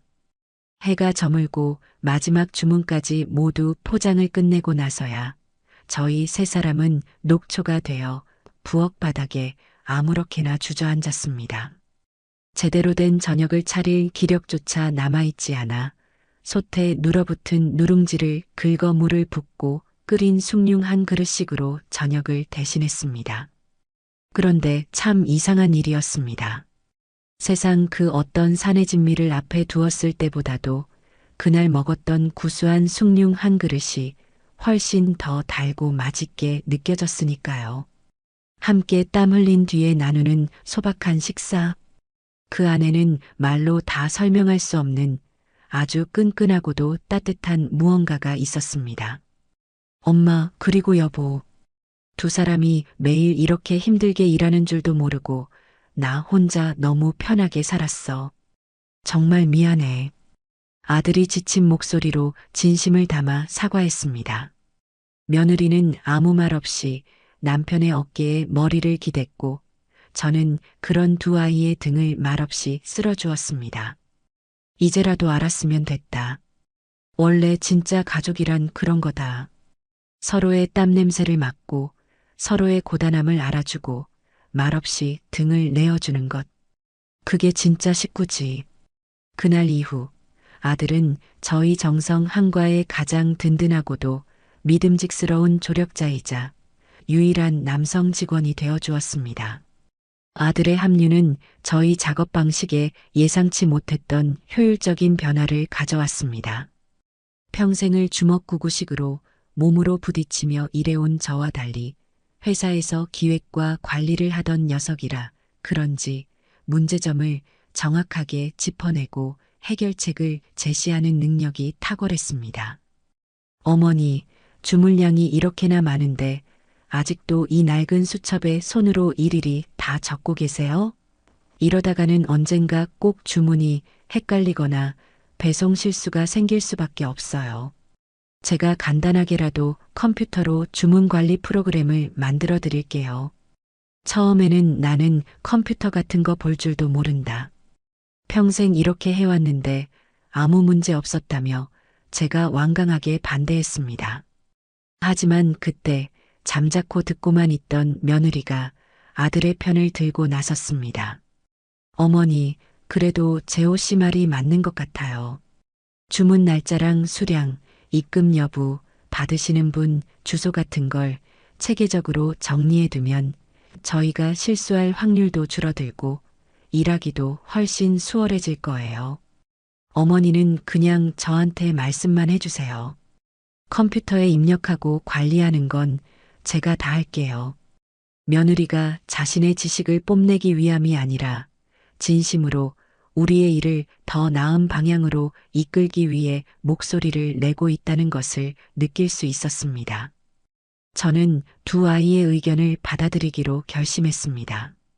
그날 저녁 저희 세 사람은 처음으로 식탁에 둘러앉아 회의라는 것을 했습니다. 아들은 노트북을 가져와 간단한 표 프로그램을 이용해 주문 관리 양식을 만들었고 며느리는 옆에서 자신의 온라인 쇼핑몰 운영 경험을 바탕으로 어떤 항목들이 필요하고 어떻게 정리하는 것이 효율적인지에 대한 아이디어를 쏟아냈습니다. 저는 두 아이가 사용하는 전문 용어들을 다 알아들을 수는 없었지만 하나의 목표를 위해 진지하게 머리를 맞대고 의논하는 그 모습이 무척이나 대견하고 든든하게 느껴졌습니다. 며느리가 제 옆에서 전통의 맛과 마음을 배우고 아들이 그 전통을 현대적인 방식으로 세상과 연결하는 튼튼한 다리가 되어주고 저는 그 중심에서 변치 않는 뿌리 역할을 하는 이보다 더 완벽한 조합은 없을 것 같았습니다. 어느 날 밤 모든 작업을 마치고 지친 몸으로 퇴근하는 아들과 며느리의 뒷모습을 창문으로 무심코 내다보게 되었습니다. 두 아이는 나란히 어깨를 기댄 채 하루 동안 있었던 고된 일들을 두런두런 이야기하며 걸어가고 있었습니다. 예전처럼 서로의 겉모습을 치장하거나 남들에게 보이기 위한 삶을 이야기하는 것이 아니라 함께 땀 흘리고 함께 이뤄낸 결실에 대해 이야기하는 진정한 동지의 모습이었습니다. 그 모습을 보는 순간 제 눈시울이 저도 모르게 뜨거워졌습니다. 1,000원짜리 치약으로 시작되었던 그 지독했던 갈등과 오해가 이제는 우리 세 사람을 그 무엇보다도 단단하게 묶어주는 튼튼한 동아줄이 되어주고 있었습니다. 비 온 뒤에 땅이 굳고 겨울이 지나야 봄이 오는 법이라는 옛 어른들의 말씀이 하나도 틀리지 않았음을 저는 온몸으로 실감하고 있었습니다.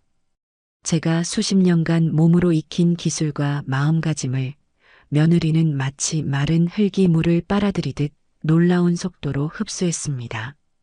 처음에는 쌀 한 마를 씻는 것조차 버거워하던 아이가 이제는 저의 눈빛만 보고도 제가 무엇을 원하는지 알아챌 정도가 되었죠. 찹쌀을 찌는 시간과 불의 색이, 조청을 고아내는 농도, 육가를 튀기는 기름의 온도까지 그 모든 것을 저울이나 시간계가 아닌 오로지 자신의 감각에 의지하여 완벽하게 조절해냈습니다. 그 모습은 이제 더 이상 서툰 제자가 아니라 자신만의 영역을 구축해 나가는 당당한 장인의 모습에 가까웠습니다. 하지만 저는 결코 며느리를 칭찬하는 법이 없었습니다. 며느리가 제 기준에 완벽하게 부합하는 결과물을 만들어냈을 때조차 저는 그저 그만하면 됐다 혹은 어제보다는 낫구나 정도의 무심한 평가만을 내놓을 뿐이었죠. 어설픈 칭찬은 독이 되어 자만심을 낳고 그 자만심은 이제 막 단단해지기 시작한 며느리의 성장을 가로막는 가장 큰 장애물이 될 것이라는 사실을 너무나도 잘 알고 있었기 때문입니다. 며느리 역시 더 이상 제게 칭찬을 갈구하지 않았습니다. 그 아이는 이제 다른 사람의 평가가 아닌 자신의 땀과 노력으로 만들어낸 정직한 결과물 그 자체에서 만족과 성취감을 느끼는 법을 스스로 터득하고 있었으니까요. 그러던 어느 날부터인가 며느리에게 비밀스러운 습관이 하나 생겼습니다. 모든 일과가 끝나고 저와 아들이 집으로 돌아간 늦은 밤, 그 아이는 혼자 부엌에 남아 새벽까지 불을 밝히는 일이 잦아졌습니다. 처음에는 그날 배운 것을 복습하는 것이라 생각했지만 며칠이 지나자 그것이 아님을 알 수 있었죠. 제가 다음 날 아침 부엌에 나가보면 전날 밤에는 없었던 낯선 재료들이 선반 위에 놓여 있곤 했습니다. 고소한 향이 나는 서양식 치즈 덩어리나 제가 평소에는 잘 쓰지 않던 호두나 피칸 같은 견과류, 향긋한 붉은빛을 내는 말린 열매 같은 것들이었죠. 저는 며느리가 밤사이 무얼 하는지 다그쳐 묻지 않았습니다. 스승의 가르침을 바탕으로 자신만의 새로운 길을 모색하려는 제자의 고독한 노력을 말없이 지켜봐 주고 믿어주는 것 또한 스승의 중요한 역할 중 하나라고 생각했기 때문입니다. 그렇게 며느리의 비밀스러운 밤샘 연구가 열흘쯤 이어졌을 무렵의 어느 날 오후였습니다. 점심 식사를 마치고 제가 잠시 툇마루에 앉아 쉬고 있는데 며느리가 잔뜩 상기된 얼굴로 제게 다가왔습니다. 그 아이의 두 손에는 단아한 백자 찻상 하나가 조심스럽게 들려 있었죠. 찻상 위에는 제가 한 번도 본 적 없는 아주 독특하면서도 정갈한 모양새의 약과 몇 개가 하얀 접시 위에 소담스럽게 놓여 있었습니다. 어머니, 이거 제가 밤에 몰래 한번 만들어 본 거예요. 부디 맛이라도 한번 봐주실 수 있으세요? 며느리의 목소리는 염소처럼 가늘게 떨리고 있었습니다. 마치 자신의 모든 것을 걸고 심판대에 오른 사람처럼 그 얼굴에는 긴장과 기대, 그리고 두려움이 복잡하게 뒤섞여 있었죠. 저는 말없이 찻상 앞에 앉아 며느리가 내민 약과를 아주 오랫동안, 그리고 찬찬히 뜯어보았습니다. 그것은 분명 제가 가르쳐준 전통 약과의 형태를 기본으로 하고 있었지만 곳곳에 며느리만의 새로운 해석이 더해져 있었습니다. 동그랗고 납작한 모양 대신 작고 오목한 타르트 틀을 이용해 한 입에 쏙 들어갈 만한 크기로 빚어냈더군요. 약과 위를 장식하던 곶감과 잣 대신 고소하게 볶아낸 호두 분태와 부드러운 크림치즈가 눈처럼 소복이 올라가 있었습니다. 그 모습은 마치 한복 위에 서양식 브로치를 단 것처럼 어울리지 않을 듯 하면서도 묘하게 조화로운 아름다움을 뽐내고 있었습니다. 저는 약과를 하나 집어들어 가장 먼저 향을 맡아보았습니다. 조청의 깊은 단내와 계피의 향긋함 속에 크림치즈의 고소하고 짭짤한 향이 은은하게 배어 있었습니다. 저는 천천히 약과를 입안으로 가져가 그 맛을 음미했습니다. 파삭 하고 경쾌하게 부서지는 약과의 첫 식감과 함께 입안에서는 그야말로 맛의 향연이 펼쳐졌습니다. 조청의 묵직한 단맛을 크림치즈의 산미와 짠맛이 부드럽게 감싸 안았고 느끼할 수도 있는 맛의 균형을 대추와 생강의 알싸한 향이 완벽하게 잡아주고 있었습니다. 전통의 깊이를 잃지 않으면서도 젊은 세대들이 열광할 만한 새로운 감각을 더한 그야말로 전통과 현대의 완벽한 조화였습니다. 저는 눈을 감은 채 한참 동안이나 말없이 약과의 여운을 음미했습니다. 제가 아무런 반응이 없자 며느리의 얼굴은 점점 더 사색이 되어 갔습니다. 아마 제 입에서 근본 없는 음식이다. 혹은 이게 어디 약과라고 할 수 있느냐와 같은 불호령이 떨어질 것이라 예상하고 있는지도 몰랐습니다. 훌륭하구나. 한참 만에 제가 내뱉은 첫마디였습니다. 정적을 깨고 나온 제 목소리에 며느리의 어깨가 움찔하고 떨렸습니다. 정말 훌륭하다. 내가 너에게 가르쳐 준 것은 전부 그 안에 단단한 뼈대로 삼고 있으면서도 거기에 너만의 새로운 살과 피를 더했어. 이것은 단순한 모방이 아니라 완벽한 창조다. 이제야 비로소 너는 스승의 그늘에서 벗어나 너만의 맛을 찾았구나. 제가 평생 아껴두었던 가장 극진한 형태의 칭찬이었습니다. 제 말에 며느리의 큰 눈망울에 그렁그렁 눈물이 차오르기 시작했습니다. 제가 단 한 번도 보여주지 않았던 따뜻한 인정과 칭찬을 받게 되자 그동안 억눌러 왔던 모든 감정이 한꺼번에 북받쳐 오른 모양이었습니다. 고맙습니다. 어머니, 정말 정말 고맙습니다. 며느리는 제 앞에 엎드려 어린아이처럼 목 놓아 울기 시작했습니다. 그것은 지난 몇 달간 새벽잠을 설치며 겪어내야 했던 고독한 연구의 시간을 보상받는 눈물이자 까마득하게만 보였던 스승의 산을 드디어 넘었다는 안도감과 기쁨이 뒤섞인 눈물이었습니다. 한참을 그렇게 울던 며느리는 눈물을 훔치고 자리에서 일어나 제 앞에 다시 한번 무릎을 꿇고 깊이 고개를 숙였습니다.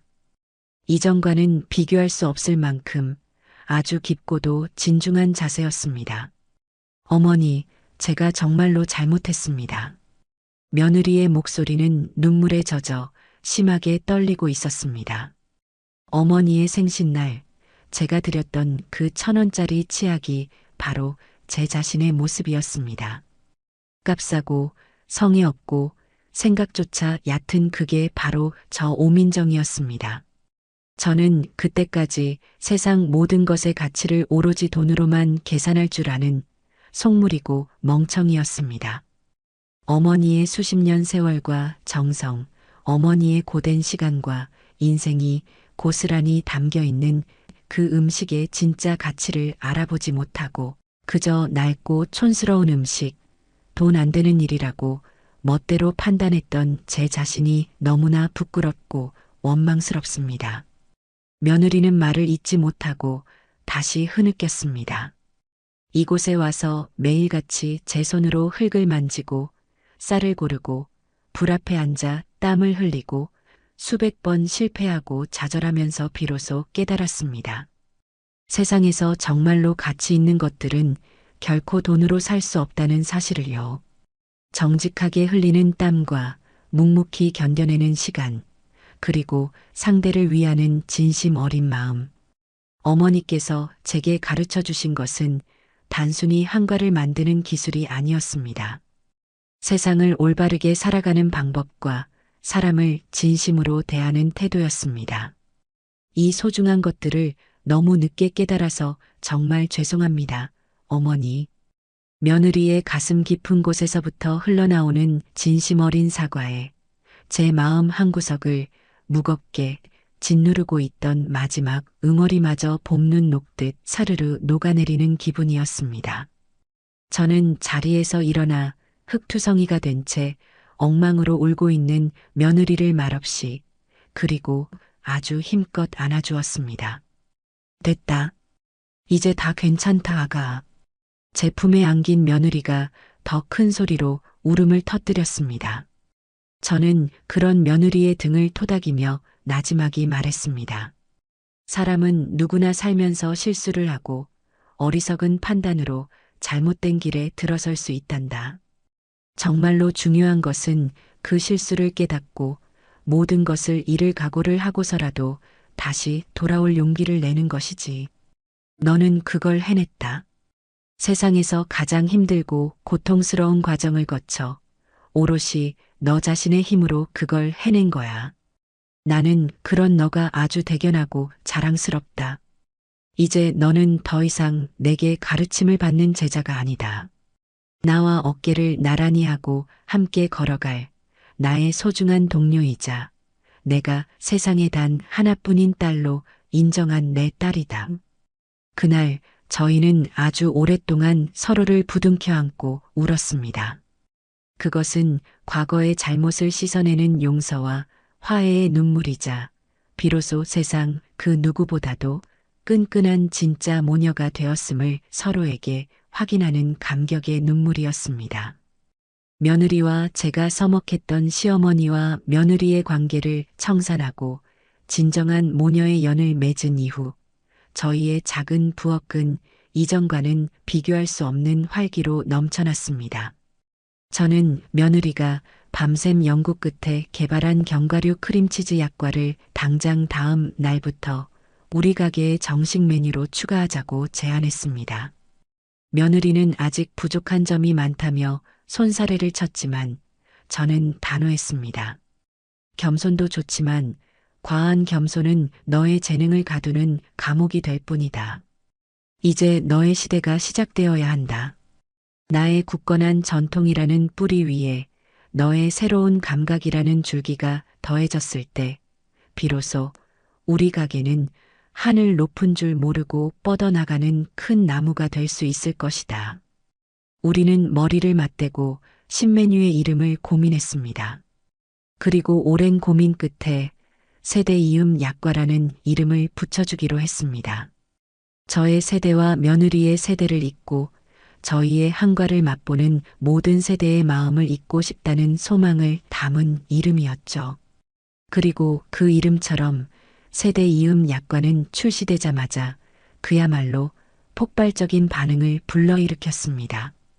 어르신들은 전통의 깊은 맛을 잃지 않으면서도 지나치게 달지 않은 점을 칭찬했고 젊은 사람들은 한과가 이렇게 세련되고 고급스러운 디저트가 될 수 있다는 사실에 열광했습니다. 어머니의 수십 년 전통과 며느리의 반짝이는 감각이 만나 빚어낸 기적의 맛이라는 저희의 이야기는 SNS와 입소문을 통해 순식간에 전국으로 퍼져나갔습니다. 지방의 작은 도시에서조차 주문이 쇄도하기 시작했고 한 유명 백화점에서는 저희에게 정식 입점을 제안해 오기도 했습니다. 하지만 저희는 그 제안을 정중히 거절했습니다. 대량 생산을 위해 기계의 힘을 빌리는 순간 저희 음식에 담긴 가장 중요한 가치인 정성과 이야기가 사라져버릴 것이라는 사실을 너무나도 잘 알고 있었기 때문입니다. 밀려드는 주문을 감당하기 위해 저희 세 사람은 하루 24시간이 모자랄 정도로 바쁜 나날을 보내야 했습니다. 아들은 다니던 회사에 휴직계를 냈고 저와 며느리는 부엌에 딸린 작은 골방에서 쪽잠을 자는 날이 부지기수였죠.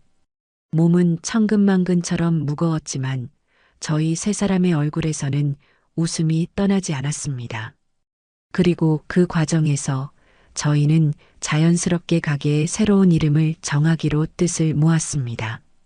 더 이상 김춘희 한과라는 제 이름 하나만 내걸 수는 없는 노릇이었으니까요. 정성 한과라는 이름은 어떨까요? 이름을 제안한 것은 뜻밖에도 며느리였습니다. 어머니와 제가 함께 땀 흘리며 음식을 만드는 공간이라는 의미도 있고 또 저희 가게를 찾아주시는 모든 손님들이 자신의 사랑하는 어머니와 딸을 떠올리게 하는 그런 따뜻한 이름이었으면 좋겠어요. 저는 물론이고 곁에서 듣고 있던 아들 녀석도 그 이름이 참 정겹고 좋다고 맞장구를 쳤습니다. 그렇게 저희의 땀과 이야기가 담긴 작은 가게는 정성 한과라는 새로운 이름을 얻게 되었습니다. 시간은 쏜살같이 그리고 아주 충실하게 흘러갔습니다. 어느덧 찬 바람이 불기 시작하고 저의 70번째 생일이 코앞으로 다가왔습니다.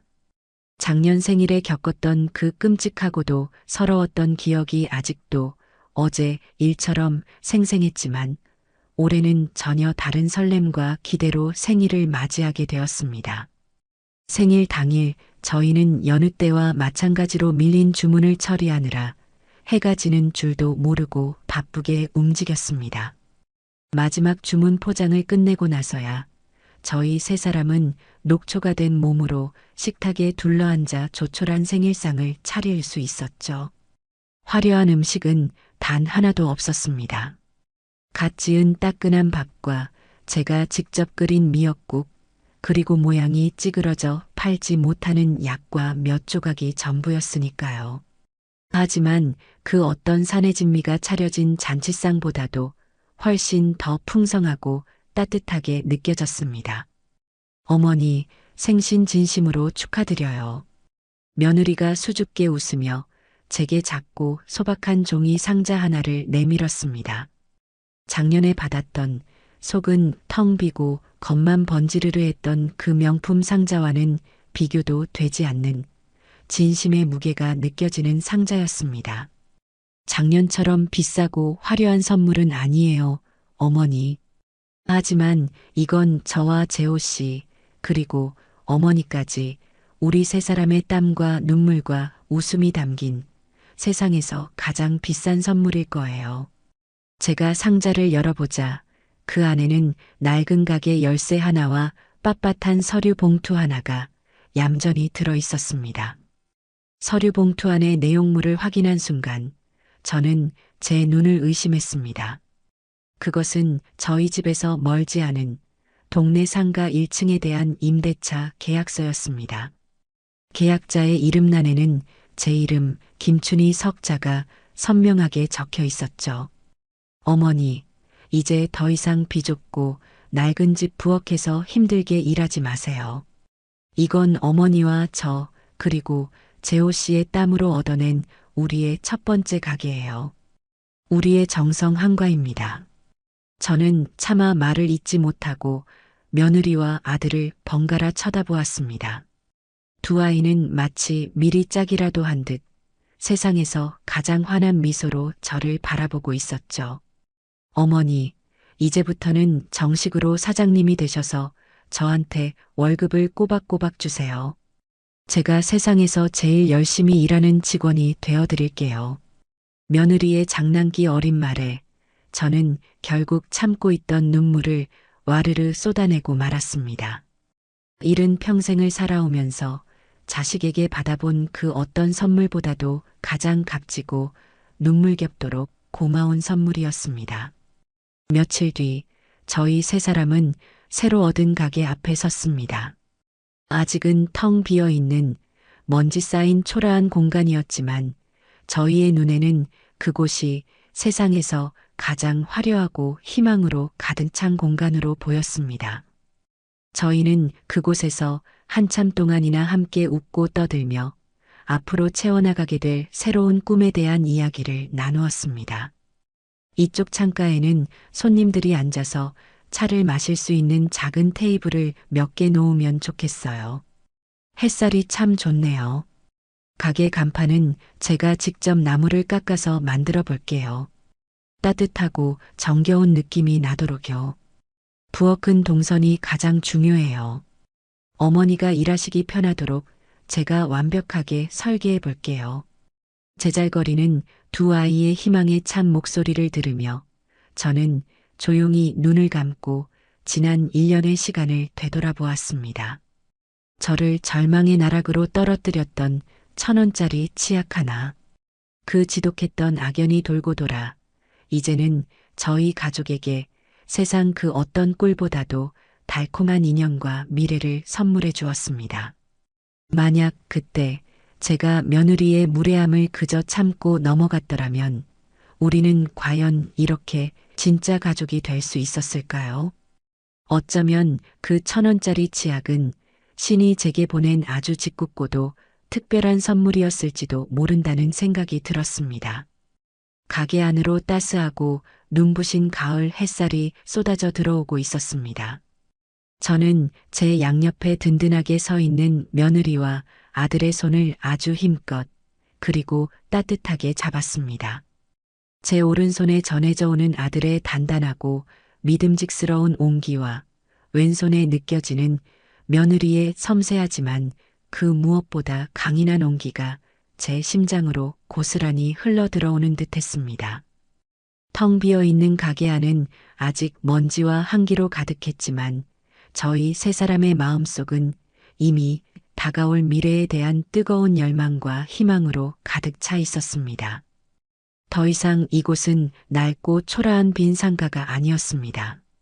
우리 가족의 땀과 웃음 그리고 이야기가 차곡차곡 쌓여갈 소중한 보금자리이자 새로운 인생이 시작될 약속의 땅이었죠. 가게를 꾸미는 일은 생각보다 훨씬 더 고되고 지난한 과정의 연속이었습니다. 저희 세 사람은 마치 갓 부임한 장수들처럼 각자의 영역을 나누어 가게 공사에 뛰어들었습니다. 아들 재호는 그동안 회사에서 기획안을 만들고 예산을 짜던 솜씨를 10분 발휘하여 전체적인 공사 일정과 자금 계획을 관리하는 역할을 맡았습니다. 며느리는 자신의 타고난 미적 감각을 발휘하여 가게의 내부 디자인과 로고, 포장재 디자인을 도맡았죠. 그리고 저는 수십 년의 경험을 바탕으로 일하는 사람이 가장 편하고 효율적으로 움직일 수 있는 주방의 동선을 설계하고 필요한 기구들의 목록을 작성하는 일을 책임졌습니다. 물론 모든 과정이 순탄하기만 했던 것은 아닙니다. 때로는 사소한 의견 차이로 언성이 높아지기도 했죠. 어머니, 주방 벽은 때가 타도 잘 보이지 않게 짙은 색 타일로 마감하는 게 어떨까요? 관리하기가 훨씬 편할 거예요. 실용성을 중시하는 며느리의 말에 이번에는 아들이 고개를 저으며 반대하고 나섰습니다. 아니야. 주방은 위생이 생명인데 어두운 색은 오히려 더러움을 감추는 효과가 있어. 손님들에게 신뢰를 주려면 조금 힘들더라도 매일 청소해서 반짝거리는 모습을 보여드려야지. 깨끗한 흰색 타일이 좋겠어. 그럼 바닥은요? 바닥까지 흰색으로 하면 제 무릎이 남아나질 않을걸요? 두 아이가 팽팽하게 맞서는 모습을 보며 저는 빙그레 웃으며 중재안을 내놓았습니다. 벽은 제호 말대로 환한 흰색으로 해서 우리의 정직함을 보여주자. 대신 바닥은 민정이 말대로 때가 잘 타지 않고 미끄럽지 않은 짙은 회색 타일로 해서 일하는 사람의 수고를 덜어주는 지혜를 더하는 게 어떻겠니? 제 말에 두 아이는 잠시 생각에 잠기더니 이내 어머니 말씀이 딱 맞네요. 하며 고개를 끄덕였습니다. 예전 같았으면 서로 자기 주장만 내세우다 감정 싸움으로 번졌을지도 모를 일들이었습니다. 하지만 이제 우리는 달랐습니다. 함께 땀 흘리고 서로의 고단함을 이해하게 된 지금, 우리는 각자의 의견을 존중하면서도 우리라는 공동의 목표를 위해 기꺼이 한 걸음씩 물러서는 법을 배우고 있었던 것이죠. 며칠 뒤에는 안사돈이 손수 끓인 닭백숙을 커다란 냄비에 담아 저희의 작업 현장을 찾아왔습니다. 먼지를 뒤집어 쓴 채 페인트 칠을 하고 있는 딸과 사위, 그리고 사부인의 모습을 본 안사돈은 눈시울을 붉히며 저희의 손을 일일이 잡아주었습니다. 아이고 사부인, 이 귀한 분들을 데리고 이렇게 고생만 시켜서 제가 면목이 없습니다. 면목이라니요, 안사돈. 이건 고생이 아니라 우리 아이들이 스스로의 힘으로 진짜 인생을 지어나가는 과정인걸요. 저는 그저 곁에서 조금 거들어줄 뿐입니다. 오히려 제게 이런 기쁨을 맛보게 해준 두 아이에게 제가 고마운걸요. 저와 안사돈은 마치 친자매처럼 서로의 손을 맞잡고 땀 흘리는 아이들의 모습을 대견하게 바라보았습니다. 안사돈은 그날 하루 종일 저희 곁에 머물며 서툰 솜씨로나마 창틀을 닦고 바닥을 쓸며 저희의 일손을 도왔습니다. 네 사람이 함께 둘러앉아 땀 식은 닭백숙을 나누어 먹던 그날의 저녁 풍경은 제 인생에서 가장 따뜻하고 충만한 장면 중 하나로 영원히 기억될 것입니다. 한 달이라는 시간이 어떻게 흘러갔는지도 모르게 마침내 정성한과는 세상의 모습을 드러낼 준비를 마쳤습니다. 텅 비어 있던 공간은 이제 따뜻한 나무 향기와 향긋한 계피향, 그리고 달콤한 조청 냄새로 가득 찬 아늑한 공간으로 다시 태어났습니다. 며느리가 직접 디자인한 간판은 소박하지만 정겨운 글씨체로 사람들의 눈길을 끌었고, 가게 안은 은은한 조명과 아기자기한 소품들로 꾸며져 들어서는 이의 마음을 편안하게 만들어 주었습니다. 특히 가게 한쪽 벽면을 가득 채운 저와 며느리가 나란히 앞치마를 두르고 환하게 웃고 있는 흑백 사진은 정성한과가 단순히 음식을 파는 곳이 아니라 세대를 잇는 따뜻한 이야기가 담긴 공간임을 말해주고 있었죠. 드디어 개업날 아침이 밝았습니다. 저희 세 사람은 밤새 한숨도 자지 못하고 마지막 준비를 마친 뒤 가게 문을 열기 직전 다 함께 모여 서로의 손을 꼭 잡았습니다. 자, 이제 시작이다. 우리 잘 해낼 수 있겠지? 제 물음에 아들과 며느리는 그 어느 때보다도 단단하고 확신에 찬 목소리로 대답했습니다. 그럼요, 어머니. 저희가 있잖아요. 저희는 서로를 마주보며 힘차게 웃었습니다. 그리고 마침내 가게의 문을 활짝 열었습니다. 놀라운 일이 벌어졌습니다. 문을 열기 전부터 가게 앞에는 이미 긴 줄이 늘어서 있었습니다. 저희의 이야기가 담긴 작은 전단지를 보고 찾아온 동네 주민들부터 SNS 소문을 듣고 먼 곳에서 일부러 찾아온 젊은 손님들까지 수많은 사람들이 저희의 첫 시작을 축하해주기 위해 모여든 것이었습니다. 가게 안은 순식간에 손님들로 가득 찼고 저희 세 사람은 쉴 틈도 없이 움직여야 했습니다. 어서 오세요. 정성한과입니다. 며느리는 카운터에 서서 예전의 차가운 모습은 온데간데 없이 진심에서 우러나오는 환한 미소로 손님들을 맞이했습니다. 아들은 가게 안을 종횡무진하며 주문을 받고 포장을 하고 손님들의 불편한 점은 없는지 세심하게 살폈습니다. 그리고 저는 가게 가장 안쪽 활짝 열린 창을 통해 저희의 모든 작업 과정을 볼 수 있는 주방 안에서 묵묵히 한과를 튀겨냈습니다. 끓는 기름 앞에서 땀이 비오듯 흘렀지만 조금도 힘들다는 생각이 들지 않았습니다. 손님들의 행복한 표정과 제 몫을 훌륭하게 해내고 있는 자랑스러운 아들과 며느리의 모습을 보는 것만으로도 제 가슴은 벅찬 기쁨으로 가득 찼습니다. 정신없이 첫날 영업을 마치고 가게 문을 닫았을 때 밖은 이미 칠흑 같은 어둠에 잠겨 있었습니다. 저희 세 사람은 아무 말 없이 텅 빈 의자에 주저앉아 한참 동안이나 숨을 골랐습니다. 온몸의 기운이 다 빠져나간 듯 했지만 그 누구의 얼굴에도 지친 기색은 없었습니다. 오직 충만한 보람과 감사만이 저희를 감싸고 있었죠. 우리 해냈네요, 어머니. 며느리가 벅찬 목소리로 말했습니다. 저는 말없이 고개를 끄덕였습니다. 그때였습니다. 며느리가 잠시만 기다려보라며 가게 밖으로 나가더니 작은 쇼핑백 하나를 들고 돌아왔습니다. 어머니, 이건 제가 드리는 진짜 개업 선물이에요. 수줍게 웃으며 며느리가 제게 내민 쇼핑백 안에는 작고 하얀 상자 하나가 들어 있었습니다. 작년의 기억이 떠올라 저도 모르게 가슴이 철렁했지만 이내 마음을 가다듬고 상자를 열었습니다. 상자 안에는 제가 평생 처음 보는 아주 고급스러운 포장의 치약 하나가 들어 있었습니다. 잇몸이 약하고 시린 이를 가진 사람들을 위한 최고급 전문 의약품이었죠. 그리고 그 옆에는 며느리가 삐뚤빼뚤한 글씨로 눌러 쓴 작은 카드가 놓여 있었습니다. 사랑하는 우리 어머니.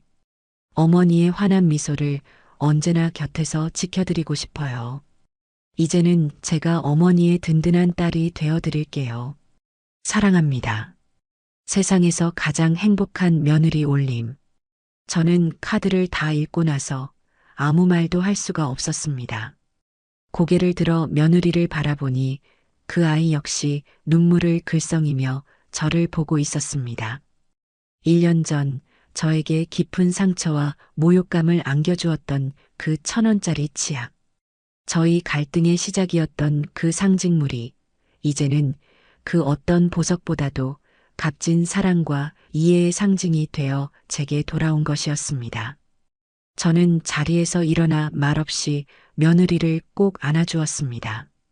제 등 뒤로 아들이 다가와 저희 두 사람의 어깨를 커다랗고 따뜻한 팔로 감싸 안았습니다. 가게의 커다란 통유리창 너머로 도시의 불빛들이 별처럼 반짝이고 있었습니다. 저희 세 사람은 그렇게 한참 동안이나 서로를 부둥켜 안은 채 말없이 창밖의 풍경을 바라보았습니다. 이제 저희에게는 그 어떤 시련이 닥쳐와도 함께 이겨낼 수 있는 단단한 믿음과 사랑이 있었습니다. 세상에서 가장 달콤하고도 완벽한 저희만의 레시피. 그것은 바로 가족이라는 이름이었습니다. 정성 한과의 불빛은 그날 밤 아주 오랫동안 따뜻하게 빛나고 있습니다.